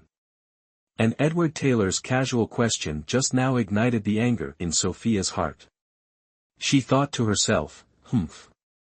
If you hadn't rushed over, Daniel Young, and I might still be asleep. Even if we weren't sleeping, it would have been nice for us, husband and wife, to swim naked together, do something. How romantic, debauched is more like it. Now, look, you've ruined everything, and you still have the nerve to ask." Upon entering the house, Sophia, far from being pleased to see Edward Taylor, addressed him peevishly. Well, well, well. Look who it is. Taking up all this space. Hey. What's with your tone? Have you ever seen a sister-in-law sass her brother-in-law like this? Edward Taylor, having endured several days without a good argument, found himself strangely missing his verbal sparring matches with Sophia. Oh. So you recognize sarcasm. Then who was that dig at young Master Daniel just now directed at? Sophia, fiercely loyal to Daniel Young, couldn't tolerate Edward Taylor's jabs at him. Reunited after many days and witnessing this familiar scene unfold, Daniel Young no longer felt annoyed. Instead, the commotion and bickering felt strangely comforting and familiar. Enough. Enough. Ah. Can you two just give it a rest? Must you argue the moment you see each other? Besides, I'm starving, and I don't have time to referee. Let's eat first. With these two squabbling like children, Daniel Young felt increasingly mature, composed, and sensible. Humph. Both of them simultaneously humphed, turning their heads in opposite directions as they haughtily took their seats, flanking Daniel Young on either side. Once the three masters were seated, the servants began serving the dishes and bringing out the food. The eunuch in charge of food tasting also hurriedly began his duties. Today's menu consisted entirely of Sophia's favorite dishes. Sophia, a true northeasterner in her past life, had a particular fondness for stews and meat dishes, a true carnivore at heart. While indifferent to most vegetables, she could devour an entire plate of steamed, thinly sliced white radishes dipped in spicy meat sauce. Sophia only ate from the main kitchen for the first 2 days after arriving at the Clark's residence. On the morning of the 3rd day after her marriage, she summoned her own personal chef to the estate. With her own kitchen staff, she could eat whatever and however she pleased. Life had returned to its premarital normalcy. Initially, when Daniel Young dined at her courtyard, he looked down upon her simple stir-fries and stews, considering them unrefined and the meal too commonplace. However, unable to resist Sophia's enthusiastic invitations, he tried a couple of bites and, from that point on, firmly joined Sophia's culinary camp, even dragging Edward Taylor along with him. Edward Taylor, equally captivated after a single meal, frequently trailed after young Master Daniel to Sophia's place for a free lunch. Although Edward Taylor had initially discouraged young Master Daniel from fetching Sophia, after more than 10 days of Sophia's absence, his cravings for her cooking had grown intense. It was likely that, had young Master Daniel waited a few more days, Edward Taylor himself would have urged him to visit Sophia. Today, Sophia had ordered a full spread of home-style dishes: stir-fried beef with green peppers, soy sauce braised chicken wings, stir-fried beef with mushrooms, chili salt roasted lamb, stewed eggplant with potatoes, and a bowl of boiled mung bean sprout soup, accompanied by rice and fragrant sweet pumpkin cakes. A total of only 4 savory dishes and 2 soups, a modest selection, but generous portions. Of course, for 2 princes, such fare was indeed quite ordinary. However, Daniel Young and Edward Taylor remained silent, mimicking Sophia's actions. They each scooped a large spoonful of the eggplant and potato stew over their bowls of white rice, mixed it thoroughly, and took a big bite. Delicious. After that, the 3 of them began to devour their food like a whirlwind. Edward Taylor had just arrived on horseback and taken a hot bath, so his stomach was already growling with hunger. As for Daniel Young, he had been horse racing last night, engaged in adult activities at midnight, and hadn't had time to eat anything this morning, so he was famished. Therefore, it wasn't long before the 2 young men had cleaned the table of food, along with 2 extra bowls of rice. Finally, they filled the last little gaps in their stomachs with the light bean sprout soup and the mildly sweet pumpkin cake. The 2 finally felt satisfied, utterly full. Normally, the princes only ate until they were 80% full, but today they truly couldn't stop themselves. They sighed contentedly. Then, after rinsing their mouths, the 3 of them retreated to the brick bed nearby to chat. Sister-in-law. No offense, but you're only good at eating and enjoying yourself. Everything else is really not worth mentioning. Edward Taylor, now satiated, started to provoke Sophia. Oh my! What are you saying? I'm only better than you in these two aspects. You don't need to keep praising me like this, I'll be embarrassed. Sophia, after all, was a modern woman who had transmigrated. How could she lose to Edward Taylor in this kind of verbal sparring? Her retort was sharp enough to make Edward Taylor fume. Indeed. Hey! What do you mean by that? Edward Taylor was provoked and his blood boiled. Humph. I don't mean anything. Sophia raised an eyebrow, her face fearless as she retorted. Hearing little sister-in-law say that is like looking down on my 10th brother. This time, Edward Taylor was truly angry. He said she only knew how to eat and enjoy herself, and she retorted that she was better than him in two aspects, so wasn't he useless, good for nothing? Who would taunt someone like that? Oh. It's not to the extent of looking down on you or not, but I really haven't seen any skills from my 10th brother-in-law. Sophia also refused to give in. Humph. Horse riding and archery, as long as little sister-in-law draws the line, my 10th brother will practice it for you today. I'll also let you see how capable this 10th prince is. Edward Taylor declared with immense pride and confidence. What's so fun about practicing these things in the middle of winter? Sophia deliberately made things difficult. What does horse riding and archery depend on whether it's winter or not? Of course, in the summer, I can test your horse riding and archery, and even let you go hunting or play polo or something.